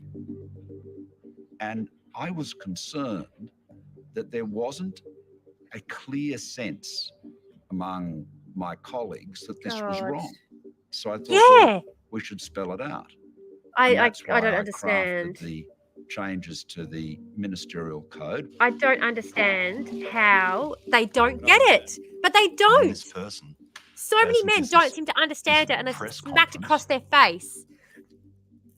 Having Barnaby made a shocking error of judgment in having an affair with a young woman working in his office. In doing so, he has set off a world of woe for those women yeah, in his and life. appalled all of us. Yeah, you know, you really got to restrain yourself. And, you know, in my previous life, I'd been a bouncer in a pub, and I was very close to returning to that field of endeavour. Because I was thinking, yes, you can't do stuff like that, mate. So you were prepared potentially to give furious. the Prime I was Minister a knock furious. on I the was face?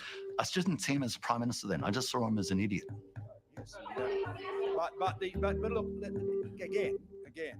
Malcolm's words were pointed, they were deliberate, and for the National Party to have the Liberal Party Prime Minister essentially sack our leader was incredibly concerning and very shocking. Looking back at it, I think it's a fair criticism to say that I was somewhat harsher in the criticism than I needed to be. But this is a very fine judgment. Marriage breakups are dreadful. But to do it, to have it, to experience it in the full glare of the spotlight. Oh, it hurts. I mean, it's just so disingenuous. It is private, Malcolm.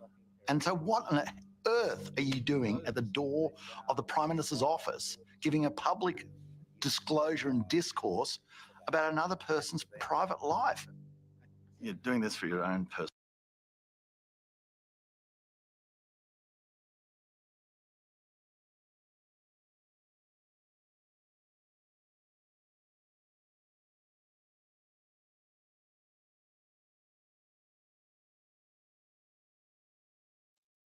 I'm sorry. Anyone who says that these people know better than us, I didn't realize my mic was muted then. How long was my mic muted for? Sorry, guys.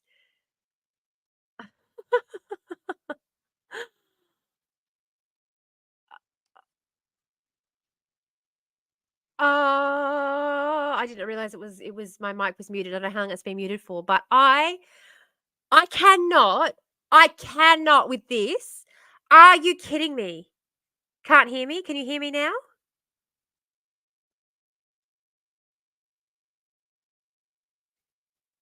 Hello? Is it working? Oh God, is it working? My mic was acting up the other day as well. I don't know why. Like, it's all plugged in. I just checked because it was coming. The whole rant. You couldn't hear the whole rant. Damn it. Damn it. Oh, well. I cannot understand. I cannot understand why you think this is personal. I cannot understand why you think this is personal information. You are the leader of the National Party. You had an affair with a staff member, which is an absolutely appalling, shocking decision. Like, what the hell are you thinking? What the heck? You are. What do you think it's private? It's not fucking private. Like,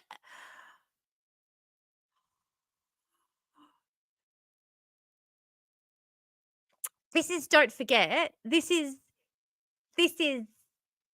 again, like, remember what happened to Bill Clinton when he was having an affair with a staffer? What are you talking about? Oh, I thought you were talking to TikTok again. No, I was ranting about Barnaby Joyce. I cannot believe this. You're doing this for your own personal disingenuous, human disingenuous. I cannot. I cannot fathom. I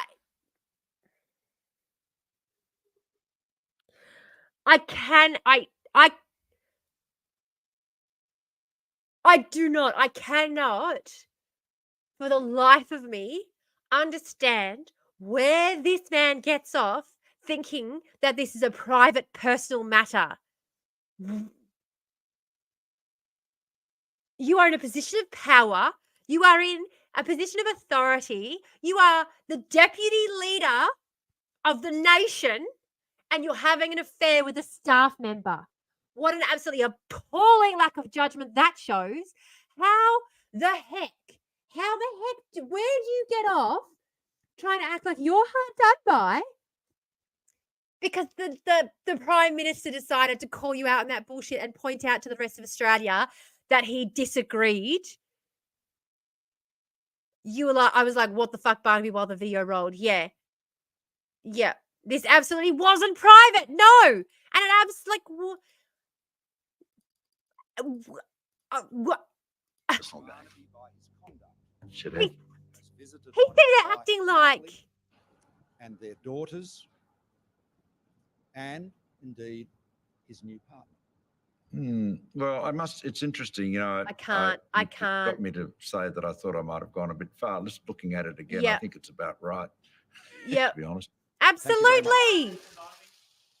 And then Absolutely, it was about right. Leave the room and go around and confront him about it. Tell me about that. Yeah, you should have been in daycare when you as I mum's walked into the room, Scott Morrison walked out. Yep. And I strongly believe it was a plan by Morrison to get rid of me. I think he was an instigator of the Bonk ban. I think Turnbull's the narrator of it, and Morrison was the architect of it. And if that's not the case, then someone should say so. No, it's nonsense. Can we also just point out the fact that he is making these statements? He's acting like the victim. Can we just also bear in mind that he is making these statements after everything that has come out about what else happened? Now, I'm not going to bring up any names because I do not want to get in any more trouble than I already am. But we all remember what happened. Like, it was Malcolm's idea, but I can tell you what, he had a very enthusiastic supporter in me around that table. Malcolm is a prime. Because of your religious beliefs, though, not because you believe that there is anything wrong with having an affair with a staff member, because of your religious beliefs.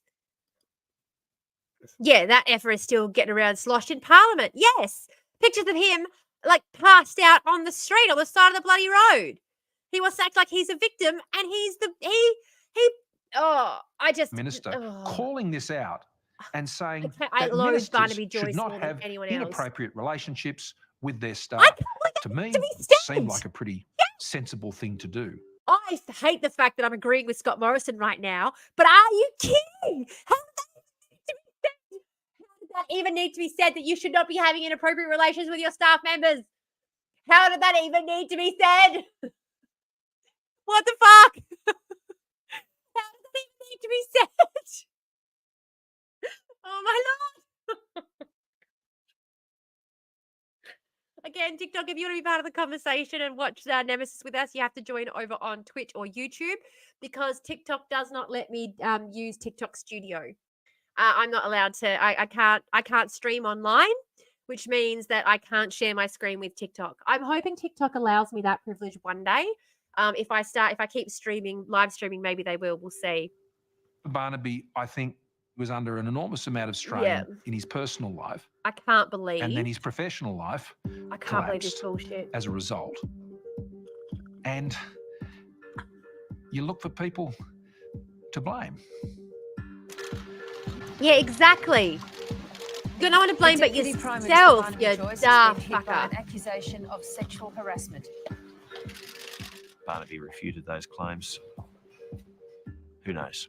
But that, obviously, with those rumours swirling around on top of the difficulty with Malcolm, that all led a combination of Barnaby going up on top of the hill at Tamworth and resigning.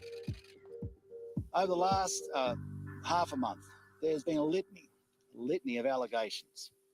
I don't believe any of them have been sustained. On Monday morning at the party room, I will step down as the leader of the National Party and Deputy Prime Minister of Australia. Okay, thanks, guys. Barnaby Joyce told me that with him gone now, you'd lost your chief Praetorian Guard and that he knew you'd be deposed within months. Well, Barnaby made it pretty clear that he was going to... Okay. So what? So he expected you. Yeah, that fucker is still getting around slushing palmer. Oh, sorry, you already said that. Yeah. When I worked in optometry, we got into trouble drinking in the practice after it was closed. Yes.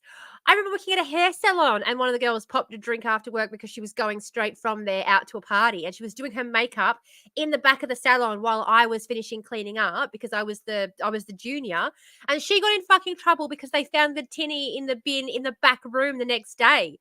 And they asked me, they said, were you drinking when you closed up last night? And I said, oh, no, like Claire hung around because she was getting ready to go out. Like she was heading out. She was doing her makeup here in the mirror. No big deal. She got in fucking trouble. She wasn't even on staff. She wasn't getting paid. She wasn't like, what? She was off the clock. She was just borrowing the mirror. And she got in trouble for bringing alcohol into the workplace. Like... She was just using the fucking mirror. How does the hair salon in Belmont have better standards than the fucking Parliament? Oh, I can't stand it. Yes, to work in a supermarket warehouse. Yes. Because we had a government contract. When I was working for a not-for-profit that had a government contract, we had to be drug and alcohol tested because we had a government contract. And we had to be regularly drug and alcohol tested because we had a government contract. But the government doesn't. The government gets to just turn up fucking drunk and have affairs with their staff member and then claim that it's a private matter. Oh, it just makes me want to throw up. Makes me want to also go to pubs and clubs in your uniform. Yep. No, we had to get changed out of our uniform before going out. Yep. Which, I mean, working at the hair salon wasn't a problem because we just wore like black civvies, like we didn't have a uniform to speak of. Actually, most of the jobs I've had, we haven't had a uniform, except working in the not-for-profit industry. We had a uniform then because you go to people's houses, you have to clearly, people need to know who you are. But yeah, I can't believe I've been restricted again. This is why I blooming hate this app, honestly. I'm sorry, but I just... Support not-for-profit. Oh, can I support NWR? Who is it? Who is the organization? Where are they? Can I support them? All right. What are you doing? I'm going to be gold soon if these leases keep going. I'm going to be jailed soon if they keep going. Oh, tell me about it. Tell me about it. Every time I see Barnaby Joyce's face, I want to punch it. Revenge. Let me Prime just Minister see. needs strong lieutenants or you don't survive. And when one of your lieutenants actually wants your job and your other lieutenants sort of don't like you and you get rid of your 2 IC, you're vulnerable and you're going to go So because he called you out of having an inappropriate affair with a staff member, you decided to make sure he lost his job. Policy difference. That's what's happened. Ambition. Then that's what's happened because he had a modicum of ultimately fucking integrity. The two Riverview old boys, St Ignatius old boys, Barnaby Joyce and Tony Abbott, were on the same team, and that's problematic. Oh. Yeah, but for the actual representatives, it's a private matter. No, it's fucking not. Would be unconscionable for a government that was originally elected promising to abolish the carbon tax and to end Labor's climate change obsessions to go further down. Good on you. So that's all I understand. Good on you. Well, you should be running the show. Oh.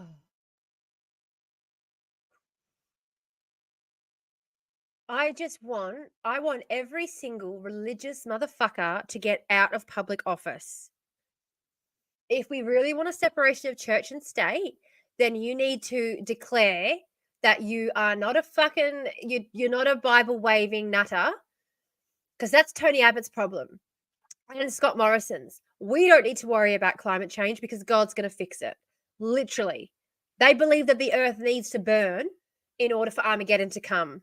Yeah, is that not a conflict of interest? Absolutely, it's a conflict of interest. Absolutely. They believe that there is a higher authority and they don't give a fuck. And that's why things like, and again, that's why they're against things like equality, marriage equality, because they're not here to govern us and do what we want. We're supposed to be the authority. Like in a democracy, we're supposed to be the ones they listen to.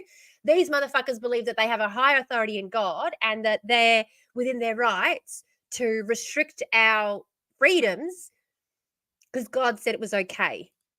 I think you should actually sign an affidavit swearing off God before you're allowed in government. And anyone who is willing to do that, fine. Yeah, okay, which God? Yeah, exactly, which God? Which God? Because, the God of the Old Testament, he was all for just letting us all fucking burn. He didn't fucking care. He held the sun in the sky for extra days, making the other side of the earth burn, just so some dude could win a battle, apparently. Doesn't give a fuck about us. Look, the climate wars were just debilitating, insane. This is the problem again, Malcolm. The face-eating leopards will eat your face. Like, I don't understand why he joined the Liberal Party if he wasn't expecting this. Abbott.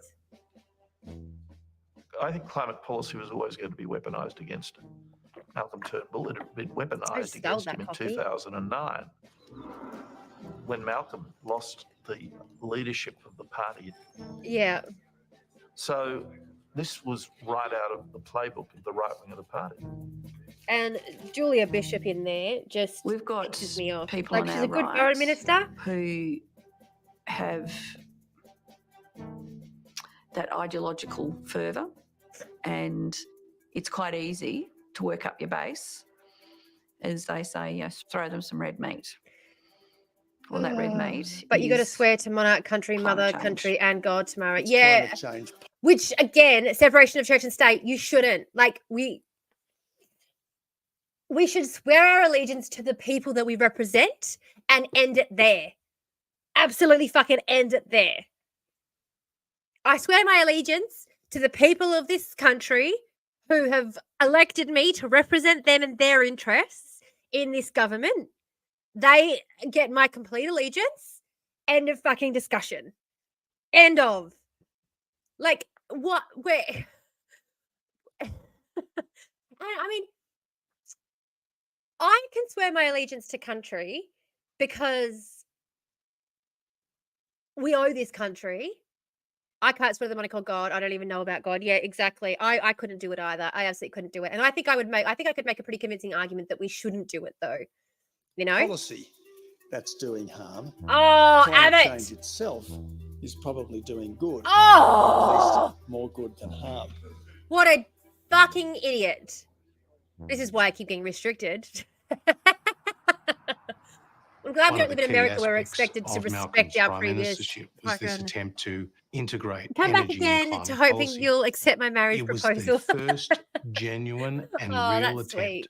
to end the climate wars. But ultimately, there were detractors in the party room, namely Tony Abbott and others, that saw this as a proxy for the leadership. Yeah. And this is why we're fucked, because everything. Do we know how many atheists there are in Parliament? A lot. What we have today But is a unfortunately, the game religious zealots managed This is a they national group energy together far too much. Because was the national? Because their first loyalty is to God, and so it doesn't matter to them. They will come together on so many different things because of that one point of agreement that it supersedes a lot of their disagreements. Does he ever not have a smirk? Never. Never. Energy guarantee. Because it's stupid to What lie. is the National Energy Guarantee? It's stupid to lie. He's lying with every fucking word he says. That's why he's always smirking like that.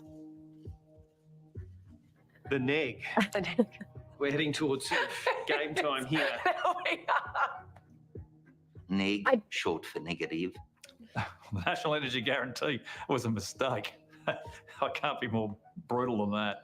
I do appreciate I at want least to that everyone's particularly laughing. thank the hardworking minister for his efforts in bringing together this important policy development. It did not go anywhere near far enough. Like, I just... Does he ever not have a Energy smirk? Nah. Guarantee was the policy that was designed by experts. Far That out. was backed by business. Ugh. That was supported by states and by modelling that would show that energy prices would come down, create a more stable It was supported grid by and a business. smaller That's all you carbon need to know about it, to know that it was and at literally the not going same to do time meet our anything for international climate Paris change. commitments, It was not which going to do Tony Abbott had anything for signed up to. climate change. Our 2030 emissions reduction target will be in the range of 26 to 28%. It had one source of opposition, Yeah. and that was in the right wing. Did of the Liberal Gillard Party swear on God? and Yeah, the National yeah. Party, and in the right. It was wing a huge point of discussion at the time when because they saw any attempt to reduce emissions, particularly any when she attempt was in to comply office. with our Paris commitments, as being, surrendering to the climate gods or whatever Abbott was saying at the time. I think the best thing we can do right now is pull out of the Paris Agreement. Oh because my it's God. Paris which is driving the so-called National Energy Guarantee. You're the one who signed up to Paris. Tony Abbott obviously didn't like it, but I think that he And it's didn't like- like Malcolm more than he didn't like the neg. It's the and it was bare just a minimum. proxy to, It was to the keep bare going after Malcolm. minimum. It's like the bare minimum we could be doing. The Prime Minister has fallen short of his own leadership test, losing his 30th news poll in a row. Mr Turnbull famously used Yeah. the milestone of 30 consecutive news poll losses as the key reason for ousting Tony Abbott. Turnbull's Yeah, that popularity came has back to bite him on the plummeted butt, ahead didn't of it? energy negotiations in tomorrow's coalition party room. So on the 13th of August 2018, the backbench committee, which was charged with considering legislation before it went to the full party room, met to My friend got me a copy of Julia Gillard's book as a graduation present, and I still haven't read it. I need to read it just so I can tell her that I have. But I just couldn't bring myself to read it because I just feel like I feel like the difference between the Labor Party spill versus the Liberal Party spill is that the Liberal Party spill was done for ego. The Labor Party spill was done. It was basically it was a mini coup. It was a mini American coup. It was, you need to get Rudd out. We do not want the relations improving between Australia and China. The Sino-Pacific relations are getting a bit too cozy for us. So either you get rid of Rudd or we get rid of the Labor Party. So Rudd's ousting was very much more an international, was prompted by international the fingers like dingling into our pie. Dingling? Oh God, fuck. Whereas the LNP spills are completely 150% ego driven. consider. And that's why we're still talking about them, and we've all forgotten We looked about at the Rudd who was on Gillard. who was on the committee, and we thought, well, there's more Malcolm Turnbull people than there are Tony Abbott people. God. What can we do? And I was trying to tell her, I said, well, Tony, hang on. I said, what are the rules? Why don't you become a member? And normally these backbench committees are fairly sedate affairs, but Tony Abbott had in fact signed up to that committee that very day. We've all filed in there, and Malcolm goes, Tony, what are you doing here? Yeah. I said, Malcolm, Tony joined my committee this afternoon. So you should have seen the look on Malcolm's face at the time. So I think he wasn't very happy. Of course he wasn't happy. You guys were literally... Abbott was turned up. He was very belligerent. Of course. He said He's a the fucking neg was a asshole. crock of shit. And he was generally very aggressive. I honestly so hate all these Malcolm motherfuckers. I was honestly presenting hate on all the these neg, motherfuckers. I And can't. Tony cut him off and said, look, this is just merchant banker gobbledygook. And that caused a bit of a ruckus. And Malcolm said, Tony, please don't cut me off. If you just let me finish my sentence. Tony from the back room says, well, Malcolm, you should have let me finish my prime ministership. Oh. So If could you guys feel want to the see what we're tension and watching, the animosity. the Tickety Talk, if you want to see what we're watching, jump over onto either Twitch or YouTube to watch the Nemesis. We're watching ABC's documentary Nemesis, and we are discussing how shit it is. In the room. God. If you'd only let What me a finish my crybaby. prime ministership. So Yep. he What yes, a crybaby. Suki Suki Lala. politics is personal. Cookie Cookie Lala. Yep, since Rudd Gillard, everyone's... Yeah, we became a joke. The UK has luckily outdone us Could you on look that Malcolm front. Turnbull in the eye and say that They're you've much not more been a sniper embarrassing. or a wrecker?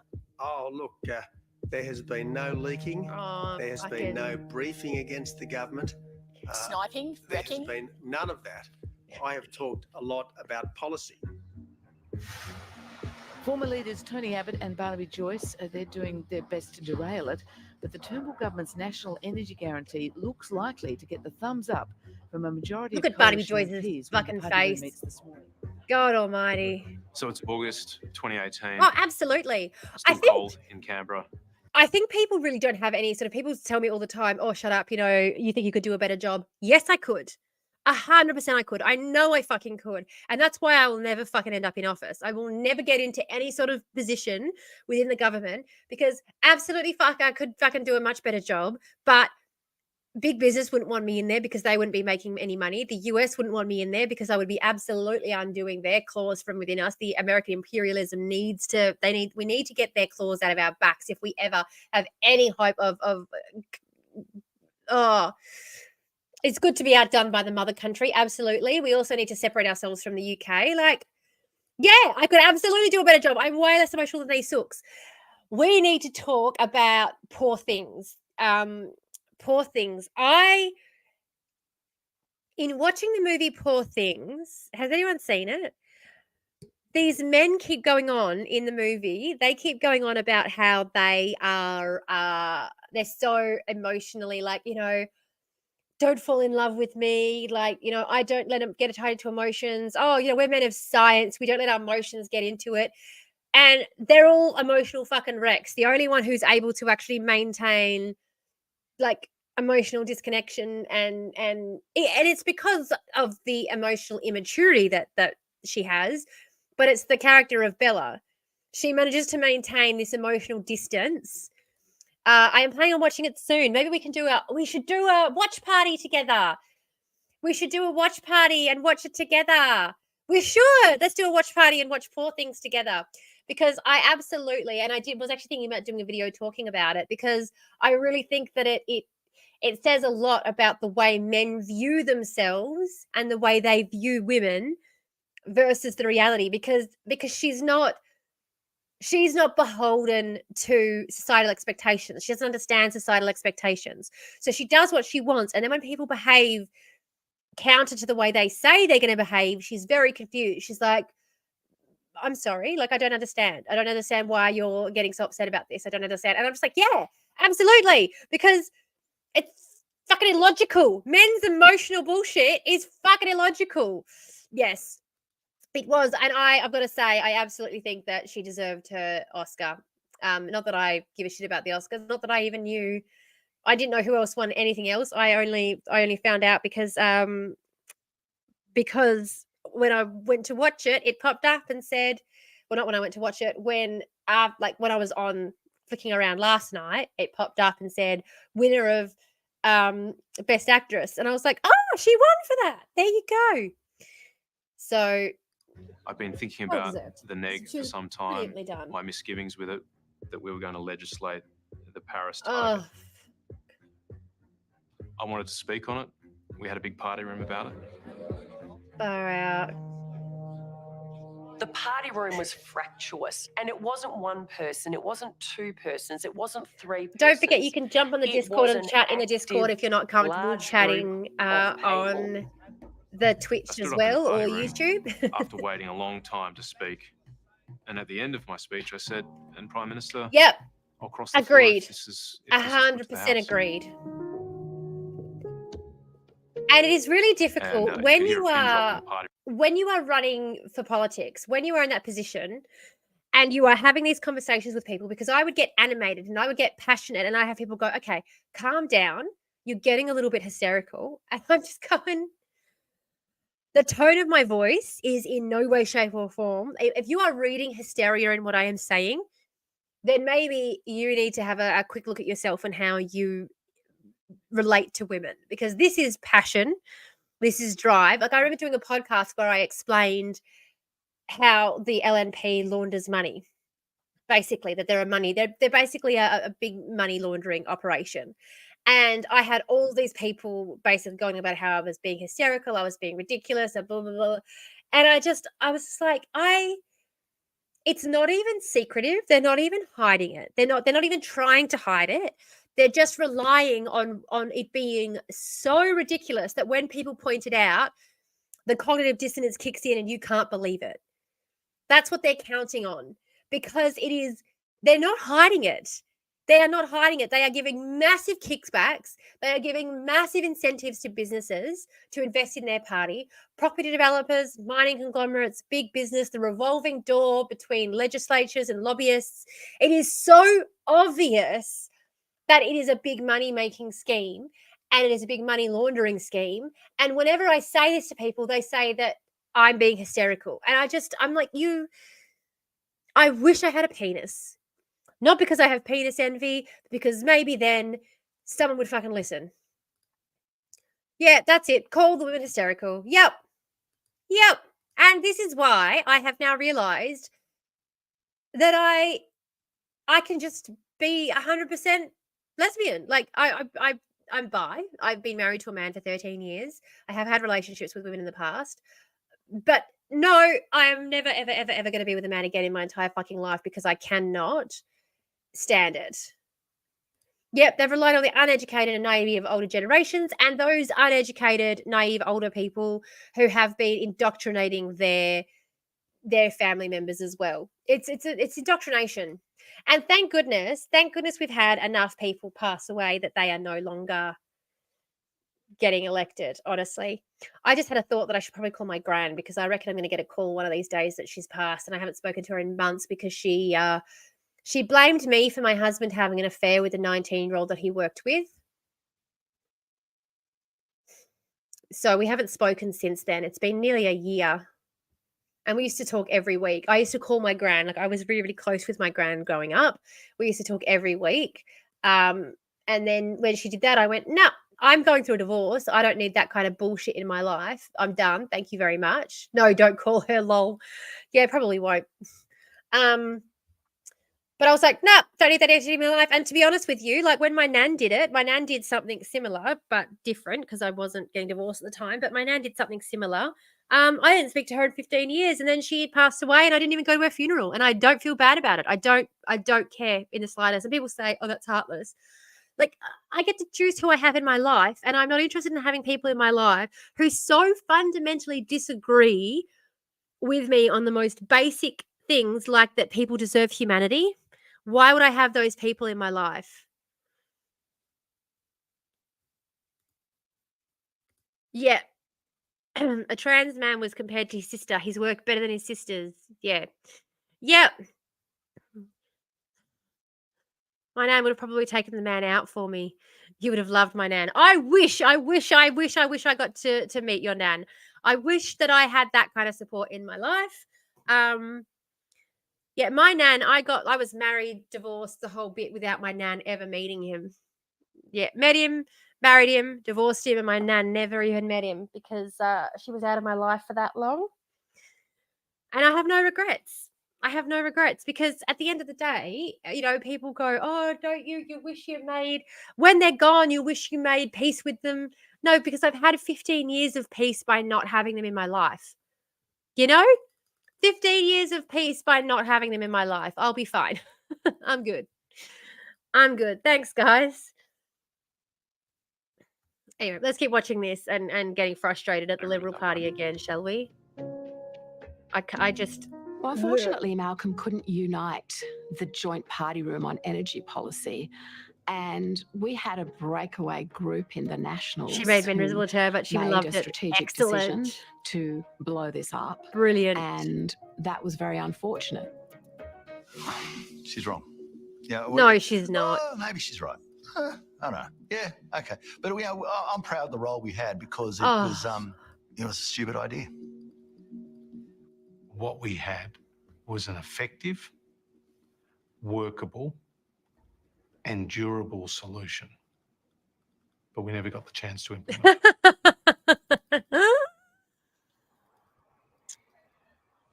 Malcolm didn't have the balls to stand up for it. I was absolutely gobsmacked. Yeah. To read on Friday that he'd reneged, that he'd pulled it. That was a problem. That was a problem. He should not have. He should have dug his heels in. Because that was the mistake. His own conviction. Yeah. Now, we didn't drop the neg. Oh, fuck off. People have said we did. We did not drop the neg. Yes, we you quite specifically fucking said did. it was government policy, but we were not going to put it into the House this week where we could not be confident that we would get it passed. So it was no more than He a didn't want a tactical double retreat, dissolution. because there was clearly an insurrection brewing. Those that never Josh liked is the the most fact that Malcolm was unforgettable elected, player in this lot. They actively started. I feel a like he's quite forgettable. campaign I of think he, instability. not in terms They just of like decided to the part he wreck the played whole or whatever, but he's And just such a nothing person. Once the journey was out of the bottle, we couldn't know? get it back in. Oh. Now, there comes a time in history where you've got to have the bottle and, you know, another part of your anatomy to stand up for yourself, mate. And this might be the time. I don't know whether you wish to take it or not. It was pretty clear to me from the Yep. Carlton 2016 election This that is what's happening. Peter Dutton was shaping up. Malcolm had empowered Dutton, particularly by making him the Minister for Home Affairs. I'd been just watching Peter Dutton's body language for a long time. And I said, for God's sake, Malcolm, can't you see he is stalking you? Peter was a close But counsellor what? for Malcolm. And I think Peter felt that he was always having to keep the train on the tracks. And he came to a point where he thought, well, I could do this myself as the leader, as Prime Minister. Far out. If my position changes, that is, it gets to a point where I can't accept what the government's proposing or I don't agree, then the Westminster system is very clear. You resign your commission, you don't serve in that cabinet. Okay, have a good weekend. We'll talk again next week. Peter Dutton, the Immigration, Border Protection and Home Affairs Minister. And honestly, Home Affairs Minister Dutton was worse If I said the than name Peter like Dutton, Home what one Affairs. word I springs just into your mind?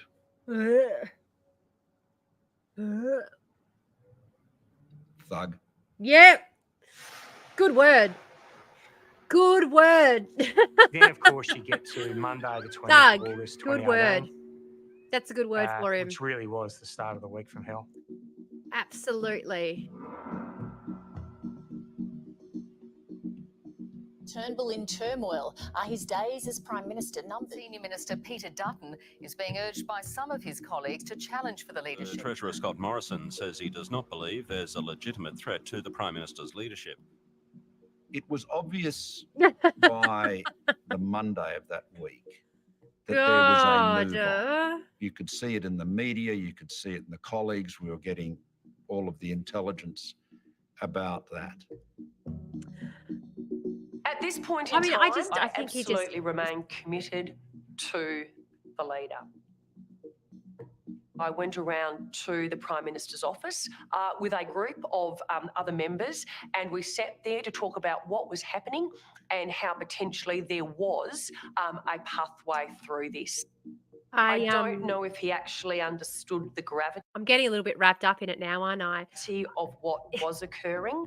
No, of course he didn't. On the Monday night, Michaelia is right there in the trenches with us, trying to work out, where it was coming from. How do you not know where it's where coming it from? would potentially get to.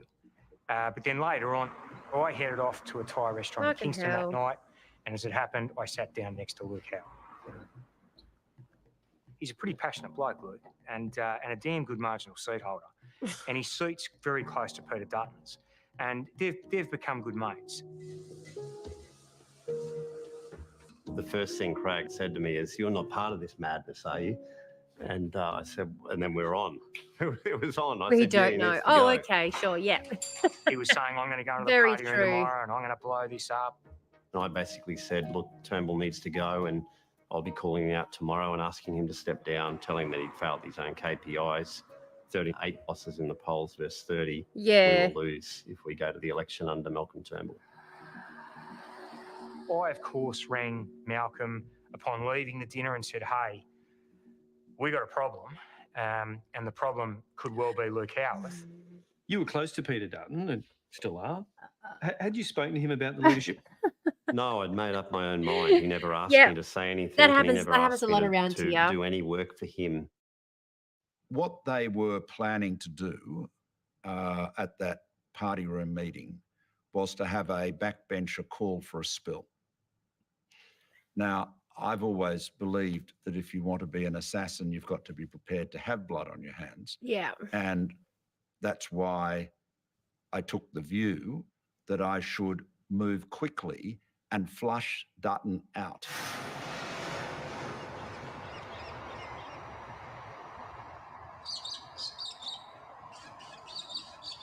This is probably around the moment my brain fully formed and I've... I was already a member of the Greens by this point. There's a party room today, so listening to rumour and innuendo that there is Oh, potential challenge. but I honestly did not think this was going to happen. I honestly did not think this was going to happen because I was like, it would be suicide at this point for them. But I did underestimate I underestimated the Morrison effect for sure. I will And admit we to all that. take our seats as we usually do when milling around. Malcolm stood up. Still heavily influenced, of course. Understandable. Understandable. But he No gave judgment. Quite an agitated speech. I will just He say was we've made clearly it through feeling this the in pressure, record and time. I could tell as soon as he started speaking that something was going to happen. And Luke Howarth tried to intervene, and Malcolm said, "No, Luke." I thought, Luke, this is not the day for interventions in the party room. And Malcolm, at the end of his speech, I distinctly remember him saying, and this must stop, this must come to an end, and that's why I'll be spilling the leadership of the Liberal Party today. He spills the leadership. You could have struck me down with a feather. Oh, Well, I'm thinking Malcolm's crazy. fucking hell. I'm looking over at Christopher, who's way on the other side of the room, and texts me and going, and he goes, I didn't know either. I was sitting between Christian Porter Yeah. and Matthias Cormann, and Matthias was ropeable Yep. because he didn't know that was coming. He let go a few French words. which I Sorry, won't I didn't repeat, realize. I didn't realize but that certainly was. he was unhappy. You don't I didn't realise ever that was catch your covering it. colleagues by surprise. That's the worst thing you can do to your colleagues. The whip takes over, and the whip says, who would like to nominate for the, the leadership of the Liberal Party? Okay. Michaelia Cash, the worst thing you can do to your colleagues is catch them by surprise. Can we see what these people's... They do not give a shit about anything but themselves. The worst thing you can do is catch your colleagues by surprise and make them look silly because they don't know what's coming. That's the worst thing you can do. Like, can we understand what's going on in these people's brains? They have... Like, what? Like, I've had bosses tell me that they've sold their business and I'm not going to have a job anymore at the end of the 3 months, when the business changes hands. And it's like, oh, okay. Like, you just expected to get on with it. But for these guys, like, how dare you embarrass us by doing something that we, like, what? What? Get your priorities right, Malcolm Michaela. stands Fuck up off. and says, yes, I would. And Ms. then is Cash? there anyone else? And there was Sorry, a my pause voice for a goes a bit second. It looked like no high-pitched. one was going to stand up. I'm looking at God. darts, and Tony Abbott whacks him on the knee as if away you go. And I thought, oh, surely not. And Peter was sitting to my left up How the do I back add on a the couch. browser source? I remember him just standing up quietly, buttoning his jacket up, and it's almost as if the room stopped breathing for about 3 seconds. When Peter stood up, it was a mixture of shock and disappointment. Literally, it was, okay, wow. It actually is now game on. Oh, shit. Oh, It was all God. over in less than 5 minutes. The vote was You taken. can't spin the and PR, result was yeah. declared. No, The tomorrow. Prime That's Minister way worse. called Come a on. ballot Yeah. in the Liberal Party room. The It's result so of that dramatic. ballot was Agreed. Malcolm 100% Turnbull agreed. was elected Face of leader Abbott there. of Yep. the Liberal Party by a margin of 48 votes to 35, with Peter Dutton as the other candidate. It is over and out for Malcolm Turnbull at that stage. Malcolm Turnbull blew himself up because at that point he was fatally wounded. He was never going to recover. It was just a matter of time. Yeah. Look, it's a very fair criticism to say that I shouldn't have called the spill on the Tuesday. And it was a judgment call. But a spill was going to be called anyway. Yeah. By making it a ballot between me and Dutton, I felt I improved my prospects of seeing him off. I'm not going to deny that it There wasn't. was anybody else. It's just about the at entire that series. stage Yes. it was Yeah, going we're to watching break the entire series together. We're about. Well, after we left, We're the an party hour room, into episode within 2. an hour and a half, It's taken I could us see Stuart a Roberts week. going from office to office down the hall. It's And I taken thought, us a "Oh, week here to we get go." this far. I wish they took our lives more You know, he's one seriously. of Yep, Scott Morrison's absolutely. best friends. He wanted him to be Prime Minister. So dramatic. Yeah. What do you think he was up to? Oh, I think he was God. doing the numbers for Scott Morrison, but whether Morrison asked him to or not, that's what he was doing. Of course, What are Morrison your asked supporters him up to to. at this point? Are they making calls? Well, certainly no one was making any calls on my behalf. Yes, on my they instruction, were. on my invitation. I was focused on. Look at getting that little Malcolm through the Jupiter's week. delight. Look at that And Jupiter's delight. was That little lifting what I up wanted on to the see side happen. there. Yep. Absolutely. He is so full of Dutton shit. and He Cormann is and so I full met of shit. after the meeting, and I said to Dutton, Oh. we should just move on for the sake. Sometimes I one thing about Morrison is he is so transparent. He is so transparent. I don't understand how anyone falls for his guff. He's so transparent. It's so frustrating. Like it is so obvious to see what he's doing. Like, yeah, Scott, we know you're full of shit. Exactly. Exactly. We know he is. We know he fucking is. He's so transparent. Oh, that fucking smirk. Even if you lost some of that shit. Yeah. Of a government. You don't have to resign. You know, stay in the cabinet. But we've got to say, okay, you've had a crack. That's it. And we're moving on together. He was not. You know, he Yeah. wasn't prepared to agree Yep, to that. yeah. He said he was going to keep going. And Cormann at that stage Matthias was presenting Cormann. himself as being a peacemaker. I think Matthias played very key roles in all of the leadership spills. Matthias is quite Machiavellian, so he was with each of the leaders until he wasn't. Yeah. And at what point he wasn't is still the subject of some speculation. The Minister representing the Prime Minister, Senator Cormann. I support Prime Minister Turnbull. I've supported him loyally since he was elected God, leader it's so. in September Ugh. 2015. Malcolm trusts Ugh. Matthias Cormann. He annoys the shit out of But me too. The idea that Matthias Cormann, this leading figure of the right wing of the party, would not support his best friend, Peter Dutton, was fanciful. Absolutely, And it for Malcolm to was. think that their personal relationship and mutual regard would stand in the way of that. was delusional. Absolutely. He was delusional. Absolutely, he was. Absolutely, he was. Like, the steam was definitely coming out of Dutton's challenge. He made a bit of a fool of himself, going out and saying that he was going to smile more and, be more lovable.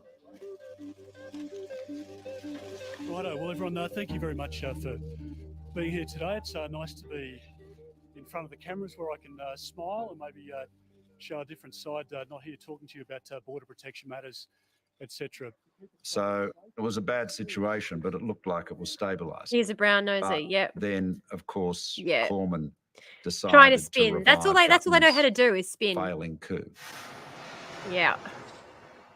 That describes most of the Liberal Party, though. So we're finally up to 2018, guys. It's only taken us like 30 hours to get to this point. But we're finally up to 2018. We're speed running through this one, aren't we? Prime Minister's always got my support. Oh, so full of shit. Expecting another challenge this week? Of course we are. Common sense. Of course we're expecting another spill. We had one nearly spill, and now we're going to have a few more nearly spills. Are you doing the numbers for Peter Dutton now? No. God. Are you the consensus candidate your party needs? No. The Prime Minister has my full and total support. Look at that fucking smirk. Look at that smirk. Cormann came to see me and he said that Dutton had the numbers and I should, hand over the prime ministership to him. And I said to him, look, he doesn't have the Don't numbers. forget I to mean, like, he share, and just had a subscribe, ballot which he guys. lost. I said, this is Do madness. all of the He agreed it things was I was supposed to madness. ask I you to said, do. this is terrorism. He said, you have to give in to the terrorists. Oh. Just. Oh, of course he does. Of course he denies it. Sent Matthias a text Wednesday at lunchtime and said to him, mate, I don't know what they're telling you. Because I knew they'd been his ear saying we subscribe, have the numbers. all those things. He said, I'll talk to you. I'm Yeah. doing a press conference. I'll talk to you later on. But he never followed up. Yeah, let's not forget, while they're doing all of this playground bullying bullshit, they are on taxpayer time. This is what they are doing instead of running the country. This is what they're doing instead of addressing climate change. This is what they're doing instead of, like, the things they should be doing to run a fucking government. They're just like, oh, full and total support. Yep. This is what they're doing instead of doing their actual fucking jobs, guys. They're playing popularity contests in the back room instead of doing their actual fucking jobs. They're doing this on taxpayer time. I have to keep switching to another page to hit the pause and play button, so that's why I keep Well, good disappearing. afternoon. Sorry. At the last election, how was Cormann as you're about to go out and front the media? At the time, I didn't notice anything, but I remember in hindsight, he was a bit uncomfortable at having the press conference, and I didn't really understand why. Oh, because we've done heaps of these. Smirky McSmirk. And he was just Yes, a little you did. more Yes, you reticent. did. And that seemed odd to me. No, it didn't. You knew what was going on. This is my leader. You knew what was going on. For him. Oh, you fucking scumbag. Money, money, money, money, money. Yeah. What's going through your head as the arm slips over your Yes. shoulders and those How else I could have done if they weren't such losers? Well, it's I was, as I said, thank you, ScoMo. But look, yeah. I can do that. I'll hug. I'll shake Oh. hands. I'm a bit like that. No, you're And not. Malcolm You and I would bullshit. joke It was around so a fair over the bit. top. He has And yeah, I think He has no poker face. He has no poker face. I remember at the time when he did that, I was like, yep, he's coming for his job. Like, it was instantly recognizable. He has no poker face, this man. that moment was- None. has been None. misinterpreted unkindly to The the genuine LNP friendship smirk. we had. Yep. But when you put your arm around the Prime Minister, you're Well, we making were- a big statement, well, aren't we you? were friends. Oh, you knifed him. You I mean, knifed Scott- your bestie. I mean, I've seen Scott say so many things that are utterly untrue. I mean, he can look you dead in the eye and course say he can. something completely opposite to what he's really thinking. Don't forget to like the live, guys. Don't forget to By this stage, share, there was a like, media subscribe. frenzy. all those There was things. a frenzy in Parliament House. The fallout overnight has been astonishing, with 9 of his frontbenchers offering their resignation. That includes 3 cabinet ministers. Yeah, his cabinet. Oh, ditched you. That's right. I had worked incredibly well with Malcolm. I don't have a bad thing to say about Malcolm in that regard. But when it came to that final week, something had to happen. The Smosh says my job to Moz Buzz. Yep. At about 4 p.m. on the Wednesday, Cormann returned to my office. He had Mitch Fifield with him and Michaelia Cash, 2 other senators, both of whom had been promoted during my prime ministership and who had supported me in the Oh, aren't challenge they? against Are they? Her just sitting over the corner of his We shoulder, sat like. down with him and we said to him, we need to bring this to a head. And the Liberal way Party- that you can do this Liberal Party is if women- you call a party room. Just annoy the shit out of me. He wouldn't call the party room meeting. Annoy Fifield the said shit out of nothing. me. He looked shell-shocked. Cash sat there sobbing and murmuring Sobbing? yes from time to time, as though to I don't believe she was endorse sobbing. what Matthias was saying. She's got to have tougher skin It than was a that. I pretty don't believe she was miserable sobbing trio, for you, to be mate. honest. Come on. It was certainly done in sorrow, I will say that, but no, I Yeah. was not sobbering. And I'm not sure. memory Sobbering. either. My response was the same. Yeah, they're I was not traded. going Yep. to And I think that's be, why I have such disgust intimidated for them. Because into it's like, resigning and handing over to Peter Dutton. I definitely hate Barnaby Joyce We were more. worried about Malcolm mentally, given the pressure and the strain that he was under. Ugh. He was in a state of shock. I don't believe he was in a state of That- shock. They were just This is about the wrecking entire series, yes. something that was travelling okay. But I at know same the ego time, of him saying she was sobbing over still you. fighting like buggery. I don't think she would sob if to it was say her leadership that was on the prime line, to be honest. Like, she's really that concerned about you. She was Malcolm sobbing. wanted to Sure. ensure that if he couldn't have the premiership, Sure. he would use every trick of the trade to stop Stupid Peter employment. and to create as much. How dare your work tell And you I that remember you sitting should there work going, and... "You're a turd."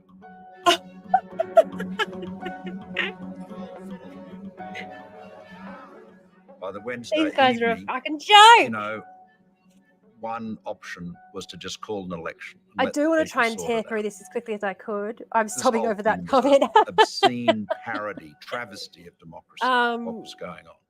And the papers were all drawn up.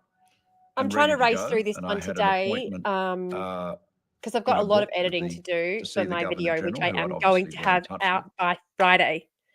Well, that's So I've got a lot of sort the editing to hallmark do. So I'm of trying to the race sort through of this one today. ruthless investment banker head kicker. A The little idea bit. that it even crossed Half his an hour mind to call an election as a way of saving his leadership, which would have led to our political ruin, I think says it all. It wasn't Well, and you trying don't to think preserve my own you don't job. think the last It was just election? that I just felt embarrassed Fucking for hell. the country. But having slept on it, we came to the view that this wasn't a good idea. And as everyone reminded me, It's I'd 'cause have you to work pay now for the laying in election bed. Good. campaign again and probably have to pay for all of it.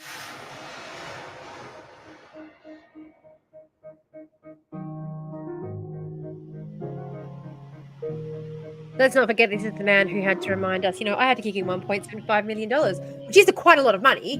Which is quite a lot of money, in case you weren't aware, people who are shopping at Food Bank, like yours truly. Expecting another challenge? Will the Prime Minister accept a challenge? I'm not sure you're allowed to be in these courtyards mugging people on the way through. The instability also continues this morning. We have a few more ministers insisting on resigning from the Turnbull ministry. James McGrath, the Queensland Mugging Senator, people. and Michael Sukkar, God, the they're not careful with their words, are they? They don't mind just saying whatever the fuck It became very, very apparent comes to their mind, that are they? Do they? he wasn't going to call the party room meeting. Oh, he fucking wasn't. And that the only way that we could actually see a solution was if we formally withdrew our support and went and sat on the back bench. Oh, God. I mean, of course, Matthias Coleman was going to do that. He was still hoping that he could get Turnbull elected. Mitch Matthias and myself walked outside. He still wanted to the see if he could waiting get media Dutton pack. elected. And I remember so many Yeah. people had said the three of you looked absolutely devastated. And we were.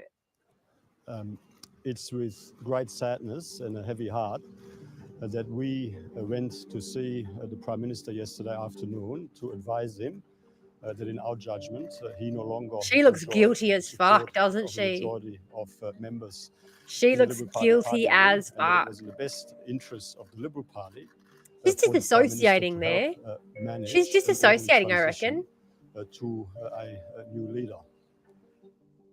She smelled the Matthias has put on a lot of change in the weight, though, wind. since 2018. He looks very kind of lean there, sort of almost.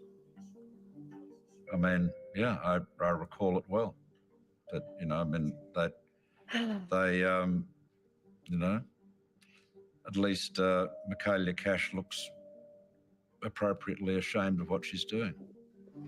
The Prime Minister, since he was Appropriately ashamed of what elected she's doing. leader of the Liberal Okay. Party in September 2015, has had my loyal and unequivocal support all the way through. It was a massive betrayal, and it was, I mean, it was a complete and utter screw up on his part. There was no betrayal. We looked him in the eye and we told him what we were going to do. That must have been truly an et tu Brute moment for Malcolm Turnbull. It was pretty stunning. Oh, God. It was They're all so hard done by, aren't they? gut-wrenching. I too All supported the so Prime fucking Minister hard. in the ballot. It was Matthias and Michaelia and Mitch flipping that ended up the tipping point where we lost the numbers. So, anyone who is on the YouTubes right now, we are over on did look grim YouTube for our and young Twitch watching ABC's Nemesis. So, feel free to come and join us. Earlier this morning, I called the Prime Minister to advise him that it was my judgment that the majority of the party room Come join us. no longer supported his leadership. As such, I just want to check that everyone is bullying my boss. convene a meeting of the Liberal Party. That's what's at happening which here I too, will isn't it? challenge Everyone's bullying their for boss. The leadership of the Parliamentary Liberal Party. Malcolm said, you know, what do we do in God. this situation? You know, you're the oracle. You've been around longer than anybody else, which I had. And I said, well, I think they should be required to show that they've got a majority of people who want to have a party. Feel free to like the live, guys. Feel free to hit And the if they little can love get a heart majority of buttons, people like, subscribe, in the share, party room all the saying good that they want stuff. another party meeting, well, then we should have one. Full house. Well, good to welcome you. At least we're back down to only into the 2 courtyaard flags, here. though So no Indigenous I flag. now await Disrespectful. a letter. No, Dutton's never getting with elected. the Oh, I mean, signatures fingers of crossed. A majority of the party room. If I receive, which is 43. If I receive that, then I will convene a new party room meeting. Malcolm wanted 43 signatures to initiate. The a way the party Labor room. Party is going, though, And so the call you know, came we out, might get one of those let's get a snapbacks list where everyone together. gets really frustrated at them and decides to. We decided Which to is meet why in the I'm Monkey Pod hoping just room. to get It was those people between just not Peter's voting. room and Christopher Pine's room. I know. We'd be a bigger laughing stock Monkey than the Pod. US with their Well. Trumpisms. It has an old table in it, Sorry, which excuse apparently me. is made from the wood of a monkey pod tree, and so it became the monkey pod room. And My so face when we I get set up caught there and lying. I crunched numbers together. Yeah. It He did knows he's surprise full of me shit. He that absolutely the knows he's full of shit. plotters had set up in the room next to one of Malcolm Turnbull's chief supporters, which is me, and we could hear bits and pieces from them, hooting and hollering and laughing and cursing about, you know, this person or that person. As leadership coups go, it was something of a Keystone Cops atmosphere. Not taking it very seriously, are they? Any of party them? room, and they went out They and just bought don't a take. They projector, don't take their job which I seriously. thought had gone out of style years ago, but apparently not. It is old tech, yeah. It is old tech. But reliable. But reliable. Did the job. And then it became a bunch of people in the room looking at the wall, wondering when this whole thing would be resolved. It is embarrassing. Like, it is There was embarrassing people that who people are gonna overtly watch supported this Peter Dutton and were taking the and petition just be around. like, so what and really led to Malcolm Turnbull losing his prime ministership, what really led to it was him calling out Barnaby Joyce for having an inappropriate sexual relationship with a staff member. That's what actually led to all of this, let's not forget. There was no question of his leadership being even a bit iffy until after that. Like, misogyny, like, were blackmailed, they were threatened, they were intimidated to sign the petition. yeah, we're picking up on their It was tells, appalling. aren't we? We're picking up on all their tells. They all So lie what I would constantly. If their say mouth's to moving, then everybody they're in this lying. place today, and anybody who may be listening From the other place is that I do not recognise my party at the moment. If you ever hear them say, for all of our international listeners who may not know this, but whenever you are in Parliament, whether it's be in the House of Representatives or if you're in the Senate, you refer to the other place as the other place, and this place is this place. You wouldn't be in the House of Reps and say in the Senate or in the House of Reps. You say in this place or in the other place. That's how they refer to it. So if you ever hear them saying in this place, they're talking about whatever house they're in. If they say the other place, then they're talking about the other house. So just because we have some funny quirks like that. Yeah. Yeah. Yep. The same thing was playing out. Yep. Absolutely. I do not Absolutely. recognise the values. I do not recognise the bullying and the intimidation that has gone on. Ooh, being removed from the Greens and the work, so I'd be surprised. There was Here no we go. bullying. Fingers crossed. These things are pretty robust. I got some pretty robust phone calls from Malcolm Right. Turnbull, I've got to tell you. Are you kidding And me? you know what? That's There's part a of the lot game. of bullying. As You're if it constantly couldn't get bullying any each other. crazier, right in the middle of it. The Leader of the House. I move that the House. I keep getting a little alarm on my phone being like, go check that you don't need to go to the toilet. And the government, not only is it paralysed by infighting, it is now not even going to bother have the Parliament meeting at all. Oh. I was pretty annoyed that Parliament had been suspended. I mean, that's Again, their job. this is all on taxpayer time. This is their jobs. I can remember This is their fucking calling jobs. Peter Dutton, and I said to him, I'm actually going to come down and sign your petition, so where is it? And I put a note on the bottom of it saying that I was signing it because the matter needed to be addressed. And it absolutely did. Sorted. I called up one of my tennis mates Stop with and I this said, bullshit. there's nothing we can do here, is there, Anthony? Why don't we go and play tennis? I promised to coach you for a while. So Anthony Albanese and I went down to the tennis courts. We played 2 hours of tennis and I fixed his game up. Listen, the real contest here is between me and JA. We had a great time. The Parliament had risen. And I remember walking in after that with Christopher and Julie and saying, well, It's ridiculous. we don't need to be here. It's ridiculous. They haven't got the signatures. Let's just go home. Let's just go home.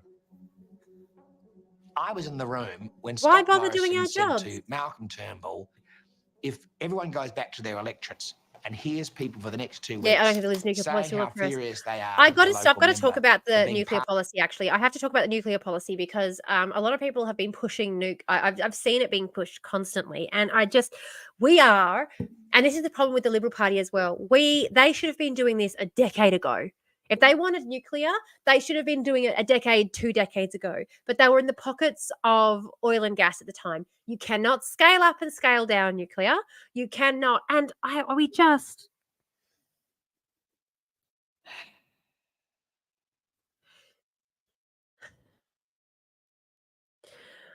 It's not even a matter of environmentalism. It's a matter of the expense, the cost involved, the logistics of it. You can't just switch coal and gas power plants over to nuclear. Like, what the fuck? Like, it's not. Anyone who knows anything about this knows that this is just a PR stunt. This is just a PR stunt. It is not possible. It is not going to happen. It is just a PR stunt. It is just a way for them to say that they're doing something about climate without ostracizing the oil and gas industry and the lobbyists whose money they need to keep themselves in power. It is just a PR stunt. It is not going to happen, and it can't happen, and they know that it's not going to happen, and then they know that it can't happen. They are fully fucking aware of it. They absolutely fucking know that it is not honestly, I can't fathom what the hell they think.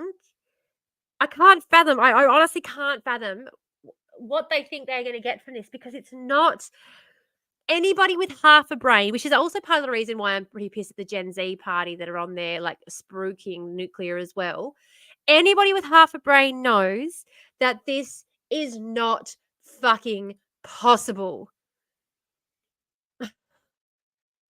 You're coming to school with me. Do you mean me? I'm coming to school with you. Where? Where are we going? When? Like, it's not feasible. Like, we would have had to have started 2 decades ago. But it is not just a pipe dream, it is a fantasy. It's like someone saying, we're going to get the wizards from Harry Potter to come. Literally, it is like saying we're going to get the wizards from Harry Potter to come along and they're going to fix our climate issues. They're going to fix our energy issues. That is what the Liberal Party are doing with their nuclear policy. They're asking their invisible friend in the sky. They're praying to the fairies. They're like, honestly, they're sitting down with the ancestors, asking the ancestors, like, no, they're not even asking the ancestors, because if they were asking the ancestors would be fucking laughing in their faces. They do not believe in the policy, okay? The Liberal Party do not believe in the nuclear option. They are just once again trying to hold off any actual positive change on green energy. That is all they're trying to do with this policy. It's a distraction, absolutely. They know that it is not feasible. They know that it's not going to happen. They 100% know this. The whole idea, we can talk about this on Friday if you want. Yes, let's do it on Friday. On Friday, we'll sit down and we'll talk about their nuclear policy. Good plan. Let's do that. Because it's not even like, it's not even like they're sitting there going, they...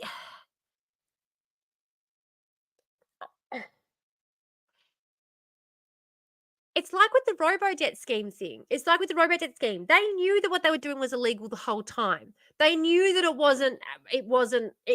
that they don't give a shit. It's all about the PR. It's all about the optics. It's all about, they know without a shadow of a doubt that we do not have the option of nuclear. That we do not have that as an option. This is not even about climate change. It's not even about logistically. It is like it'd easily be 2 decades away from actually happening. Like, it is not a feasible option. And if you want to talk about transitioning, it is much easier to transition people from 2 industries which already exist in this country, rather than trying to bring in a whole other industry which we have none of the infrastructure for, and then transition people to that. Like, I just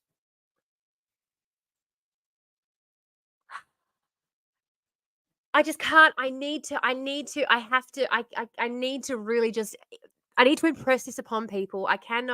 I need to impress upon people as much as I possibly can that the Liberal Party they don't even believe in the nuclear policy.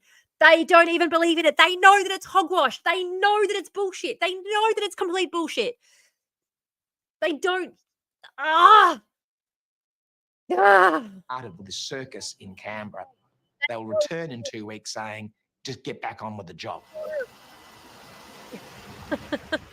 So, it may be that it's almost as if they want climate gone change. away for yes. 2 weeks, while trying to figure out how to reason and profit from it. sanity would have Absolutely. returned. That's what they're trying to do. I'm not sure of that, though. Anyway, to Malcolm's, I think, credit, he chose not to do that. And it was at that point I knew, on the Thursday, about lunchtime I think it was, that the campaign to save Malcolm was over. And at that time, I just said, look, I accept your decision, but I've got to get busy. Are you the next Prime Minister, Scott Morrison? So I went back to my office and Before? put some my Of course he friends fucking and was. supporters Fuck together off. and had a discussion. He'd started that discussion long Made up before. my mind that I was going to run. Long before then. Look at that Jupiter's Delight grin. He knew long before that day. Well, there wasn't much time. He knew long It before was then. about 24 hours. And Oh, yeah, I right. had my You managed to get ear to all a of that phone together in 24 for hours, pretty did much you? all of Fuck that off. No, time. you didn't. Gonzo. Gonzo, push, push, push. Ben Come here, Morton push, has worked push. closely with Come here, Morris all the way baby. through. This is the cat that went And he came to me missing, and he by said, the "Oh, I way. want you to support Scott." And I said, "Mate, my experience of Scott is an arrogant asshole." Because my interactions with Scott had been really awful. Smug. Once I told Morrison that I wasn't voting for him in the first round, all these people were being sent My to impression of him was he was an to arrogant convince asshole. me otherwise. That's most of our impressions of him, isn't it? Was like this close to my face and said, "You've got to vote for Scott. Don't be an idiot. Don't be an idiot. Turnbull's gone." What the And it was fuck? really aggressive. And I thought, God, who are these people? Yeah. Peter asked me to vote for him, and I said no.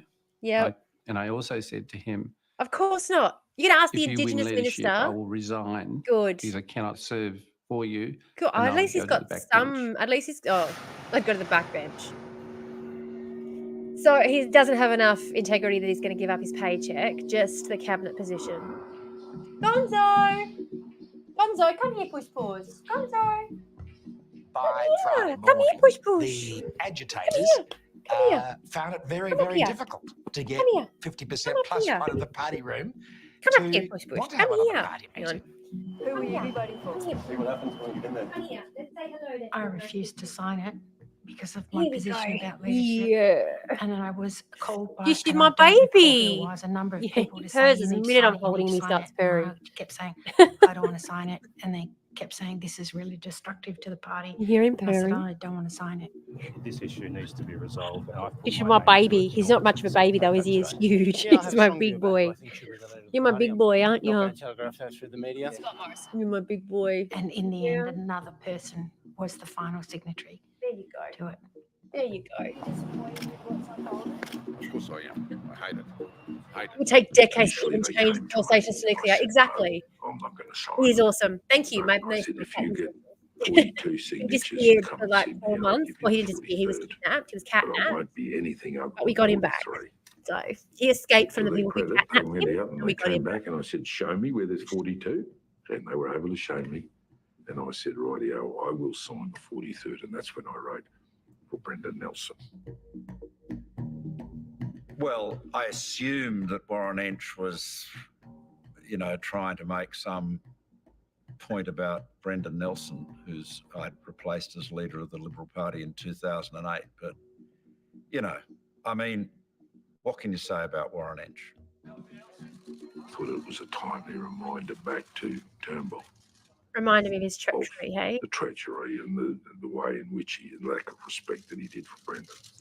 Okay. All right. Lack of respect you have for Brendan. And so that, of course, triggered the spill.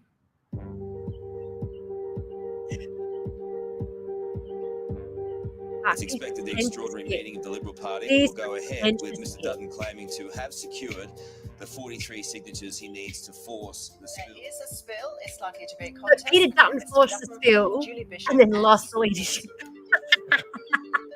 Well, many people were just love trying to look at I do what love the that. numbers were as to Julie versus Peter, Scott versus Peter, three-way contest and how it unfolds. I myself would have liked to have seen Julie Bishop emerge as the leader, and I think that would have been the smart yeah, choice. Julie because Bishop she would have been a was, smart choice, but as I at the time, said, the most popular politician in Australia. Christopher Pine rang me and said, Russell, we are not supporting Julie. You will not support Julie. I said, just we? so full of Since shit. when am I we? This is the first time I've been we. They're so full of shit. Who's got your backing today? I'm keeping my counsel. It The should have people been. who are It should counting have been for Julia. Peter, it never occurred to them that the moderates would make a clear-eyed assessment That of Dutton the was fact an that arse Julie, much as clown. I support Julie and she's a particular friend, that Julie couldn't win, and that therefore there was no Yeah, point in exactly. supporting her because Scott could win, And Yeah, but the therefore thing we is, would if you all support pulled your Scott. dicks out of your asses, Julia could suck it at one. And I am not in any way, shape, or form a Bishop fan. I did not But it's recognise just it the on first misogyny sight. of this party. The was on medical leave at misogyny the of this time. I party. had How can heaps any of woman chemo and a be a bone member marrow of this transplant. I fucking was party? immunocompromised. Oh my God, I cannot. Malcolm rang can't up and fathom said, it. I "Look, really I can't. think things are going to happen, and We're going to be off. I'd, I'm going to I'd log off love in for the you next to come down 15, so I'm trying to get to through it. Canberra. And when a friend asks you for help, you try and help where you can." He's been very sick. It's a courageous thing to do on many levels. The mood was Oh. tense. People knew Yeah, the way he said the his states don't get much bigger than this. You know, there's one prime minister So going full into of the shit. room, and potentially there's another one coming out. So full of shit. I prayed, as I regularly do, just for a sense of peace and calm. And this was a significant decision to take. Oh, the Our leadership smugness. challenges, it's all very Shakespearean. And the two warring camps Smugness all is that- line up in their corridors, and they all walk down to the room together. And God, I can't. I always hated that. Oh, so I just walked on my own down to the party room. My clearest memory was that Scott was Yep. sitting there, and he wasn't the front runner at the time. And he had this very self-satisfied, smirky grin on his face. And I'm thinking, oh my God, he knows he's won this thing. I mean, I just read the room. I mean, he's looking so. Yeah. Of course he was. Fucking smirk on his face. I felt that the responsible thing to do was to say to the party, Gonzo. look, do you want me to go? So have a spill ballot, in other words.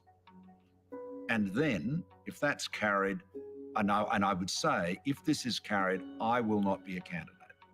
I was doing that because I was concerned. Then, okay, so if he turns around and that says if he's not I going to be a ran, candidate, there was a risk that Dutton could win.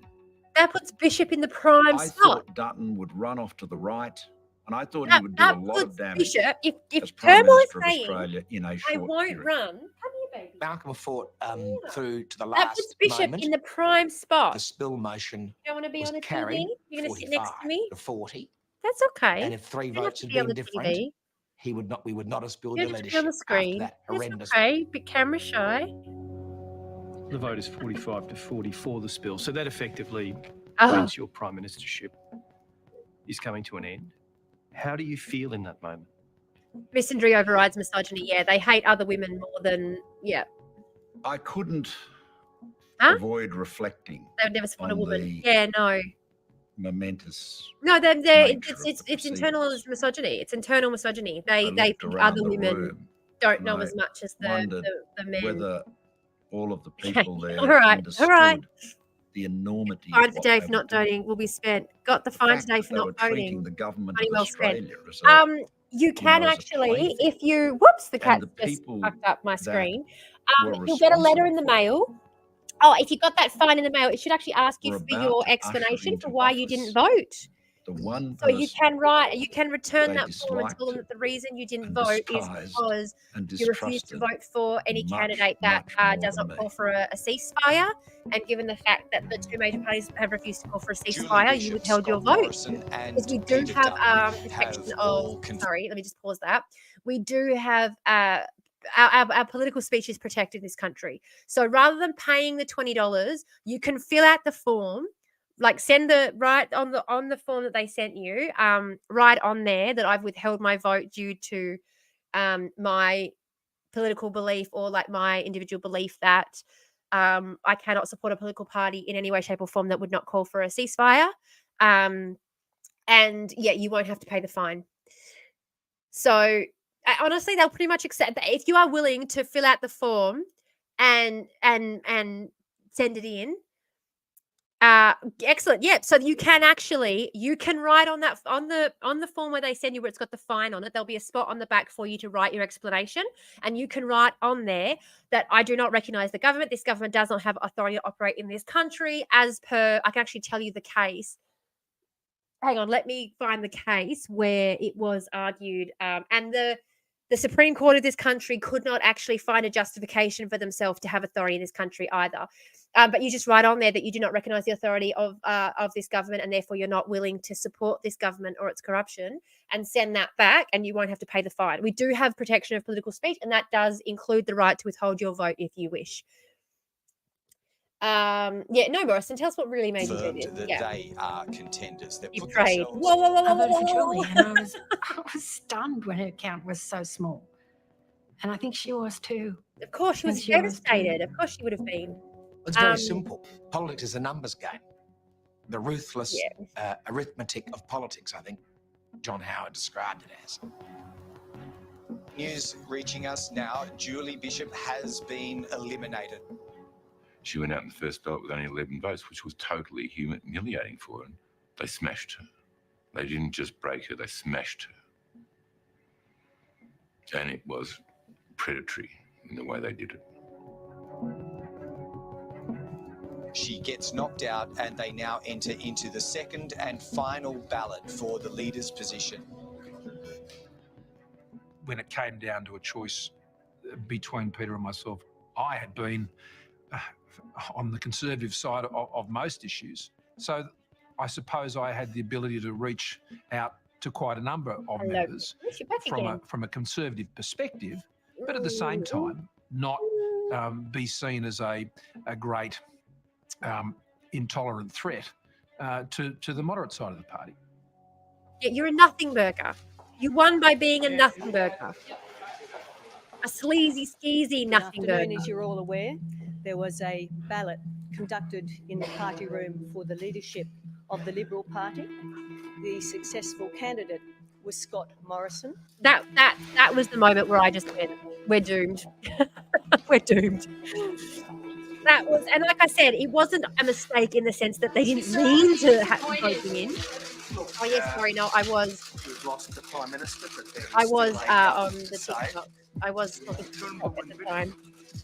It wasn't a mistake in terms of they didn't mean to vote him in, but it was a mistake as in they shouldn't have done it. It wasn't an accident, but it was a mistake. It had come. It was a mistake. Well, I remember going back with Scott to his office, and he said to me, well, Josh, you're now the deputy. You get to choose your portfolio. What is it? And I said, I want to be treasurer. He said, done. I really told you could be treasurer if you supported him. I'm sorry doing this for the next election as I don't have a candidate who's leaving the room and just sobbing. And I have made a TikTok. Actually, do you know what? I'll post that TikTok. Maybe I should have done that before I went live. I made a TikTok explaining this to people as well, because everyone's like, don't tell people that. Tell them to put Libs and Labor last. At the last election in my electorate, we had 4 candidates. It was Lib, Labor, Nats, and like Pauline Hanson's party put someone in. They were the 4 candidates that we had. Like, who am I supposed to put first? None of them have called for a ceasefire. Who am I supposed to put first? We don't have every option in every electorate to put anyone, like, what am I supposed to do? And whoever you give that #1 spot to, they also get funding from the Australian Electoral Commission to go towards future election campaigns. So who do I give that money to? Not an electorate, not a party that refuses to call for a ceasefire. They can fuck off. So it was, I don't like to cry, I'm a bit of a sook, but it was, it was quite distressing. It was a horrible week. Horrible. It unleashed a lot of blood. It unleashed hell on the party. The greatest tragedy was that we were just like Labor. The leadership spill is the second this week and brings at least a temporary end to all the chaos in Canberra. That was the worst. That was the worst part, wasn't it? Turnbull's career.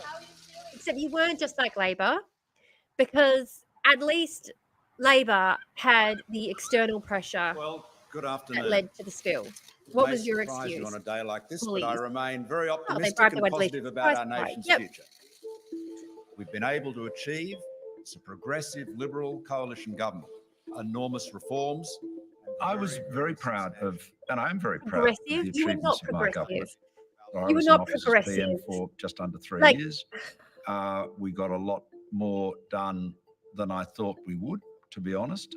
Oh my God, we got a lot more done than I Hydro thought we would. 2.0, big Great way to describe that, commitments on actually. infrastructure. Predatory. Yeah. Trans-Pacific Yep. Partnership, trade, reinvestment in the defence forces, making sure we stood up versus other big powers, whether it was Xi Jinping's China or even Donald Trump's America. You did not stand up to Donald Trump's America. My Like, biggest we are not regret America's little brother. We are is that America's little elements bitch. of the party never let And- Malcolm be Malcolm. And as a result, I don't think we ever got to see the best of Malcolm. Yeah, but that's because the leopard, the The face-eating leopard, insurgents were not will eat rewarded your face. You by can't go electing into a Mr. conservative Dutton, for party and example, try and be progressive and instead, expect to be my able to successor, maintain a who I position as wish the leadership of very that best, party. Of course, Scott Morrison, a very loyal and effective treasurer. I swear, I think Malcolm might even be Subsequently, more left after wing his than press Abbott. conference, which I Than thought was Abbott, of a course, he's great more press left wing than conference, Abbott. there was no Than bitterness. Albanese. Obviously, Malcolm has got quite angry. He might even be more left wing It's than probably an Albanese. understatement. That's what I mean. It's so it makes no difference. Like people go, of course it makes a difference. No, it fucking doesn't. Like, what are you talking about? They're both as disgusting as each other. Well, let's And get that's to the it. elephant in the room that has The sort door of emerged closes. subsequently.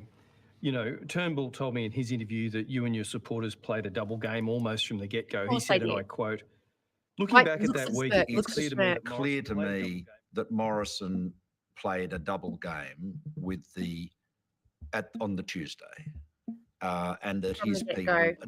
6 or 7, we think, voted for Dutton in that spill, and that made Dutton's numbers look better, and increased the pressure on me. Yep. Now, That's obvious. did I don't even Scott know vote why for we're. Dutton? I would doubt that. He might have. But think it he was probably his modus operandi, which we'd seen in 2015, was to publicly go one way and get his henchmen to go the other. Yeah. Could they have voted for Dutton without his knowledge? No. Absolutely. Of course, not. they fucking I mean, couldn't have. As I think we all know now, having seen him as Prime Minister, He's out he for is one the person. ultimate control freak. Your response? Well, it's just not true. It's Ah! not possible to be true. Look at that None fucking of us knew smirk. the vote was on. None of us Look at that knew. smirk. Look at that lying So little there smirk. was no way to possibly Oh, a discuss deepest it. delight. That's what that One. is. And two, this is Absolutely. something. I don't run a faction in the Liberal Party. I don't control Oh. numbers. There were people who supported me, but they had their own views about Malcolm. Scuzzy, lying. We were very good bullshit. friends. I sought to Look support at his government right up to the end. And we got a lot of good things done together. And I'm sad that Ah. those good things have now been overshadowed by looking Oh back my on how the God. events of that week transpired. Oh, it just makes me laugh so much. It really makes me laugh so much because it's so obvious. There were some Especially when you areas see of him with his judgment 5 in portfolios. what some people did that week. and Control for that, freak is like it a very unleashed good way a to put series of it. events that ended up in the Prime Minister losing the role. That sometimes is a harder thing to accept than the fact that someone done you in. Look at that little that's just not how it smiling happened. smirk. Yeah. Yep, you've done him in and you're proud of it. Look at that smile. Scott Morrison. Yeah, very One obvious. word. Yes. Very obvious narcissistic behavior. Yep, not diagnosing anyone, but having lived with a narcissist for my entire 35 years because I was raised by one and then married one. It's very familiar behavior. That's all I'm going to say on that.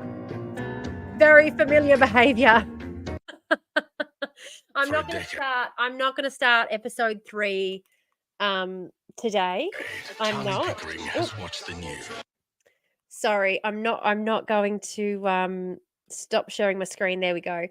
Yeah, I'm not going to start watching the next one yet. We're going to save that for Friday.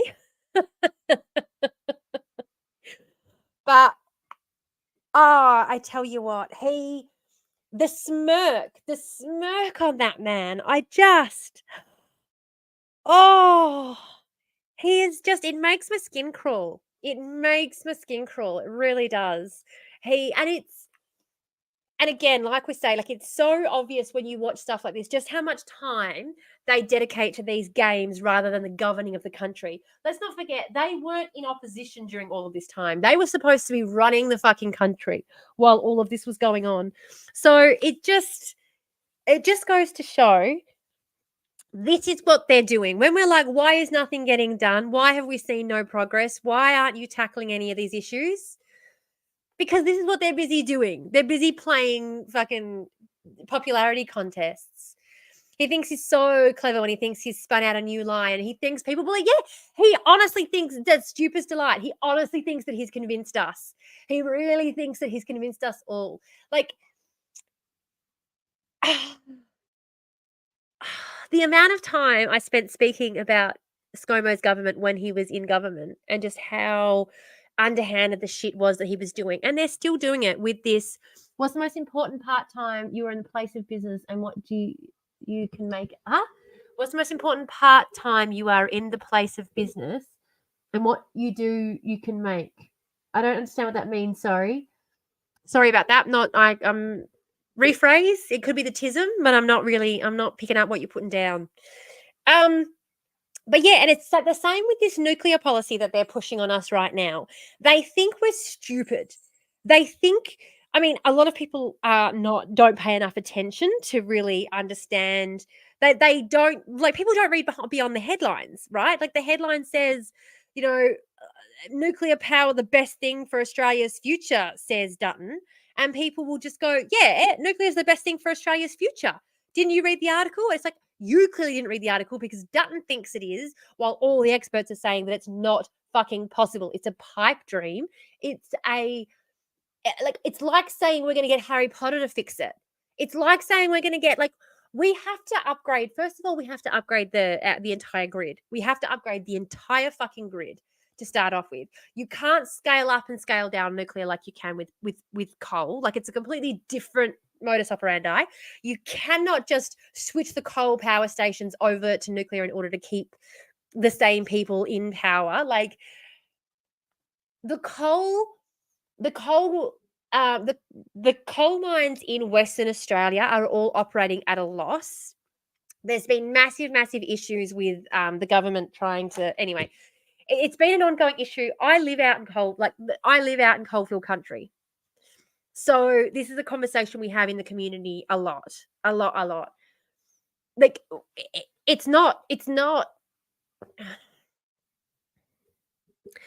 Talking about transitioning coal over to nuclear is like a Hail Mary for the coal industry. It is not for us. It's not real. It's just a way to keep us reliant on coal for another 2 decades while we try and figure out how we would even make that transition possible. It's a fucking pipe dream. It's literally like saying we're going to get Harry Potter to fucking fix our energy crisis. It's not going to happen. Like, stop trying to make fetch happen. Stop trying to make nuclear happen. It's not going to happen.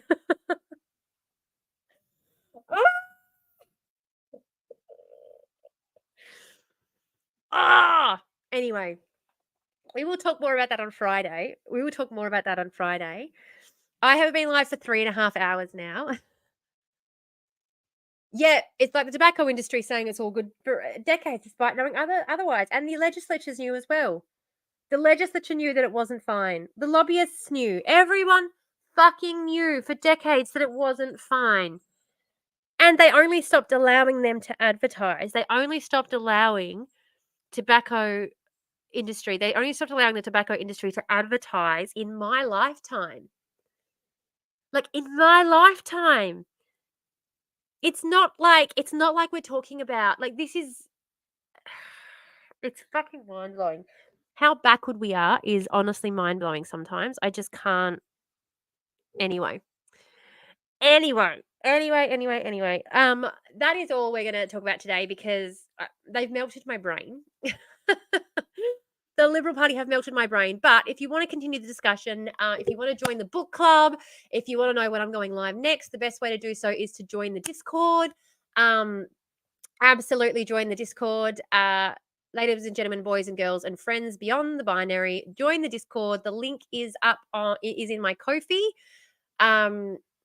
It should be down in the doobly-doo if you're watching this on Twitch or YouTube. If it's not, there's one of my cats again calling for me. Ninja! What's up? Who's that? Is that Gonzo? It's Gonzo again. Ninja! Hello, Ninja. I've got two of my 3 cats are here. I don't know where the other one is. I'm gonna go make myself something to eat because I'm hungry and I'm exhausted because this is exhausting. But yeah, join us. Where is the comment for? Where's the Ko-fi comment? Where is it? Because here we go. On my Ko-fi page. On my Ko-fi page is the link to the Discord where we have a book club. We have like suggested reading material, and there's also if you actually sign up to the to support me on Ko-fi, we've also got a little section where you can view my scripts and things that I'm working on, which I haven't made the current one live yet, so it's not live at the moment. But if you do want to support me on Ko-fi, that's one of the little. I've been sent the Discord link. Yay! Shay, someone finally got onto that. Thank you, excellent. So yeah, so there will be. Oi, they're getting into it again. Yeah, so those links will be up there. So yeah, so click that link. If you want to join the Discord, the link for the Discord is on there, as are the links to find me everywhere else. They're on the Ko-fi page. If you want to support me on Ko-fi, then that just gets you a couple of extra perks as well. It's $1 a month, Australian. So if you're in the US, it's like 40 cents a month. But we mainly discuss Australian politics on the lives. At the moment, though, as we get into election season over in the US, as we get closer to November, we'll be talking more about the American political sphere. So definitely feel free to join us over on there. If you want to make any suggestions or anything, you can do that on the Discord. Yeah, I think I've mentioned all the things that I need to mention. Like and subscribe. And if you do want to join us all again on Friday, whoops.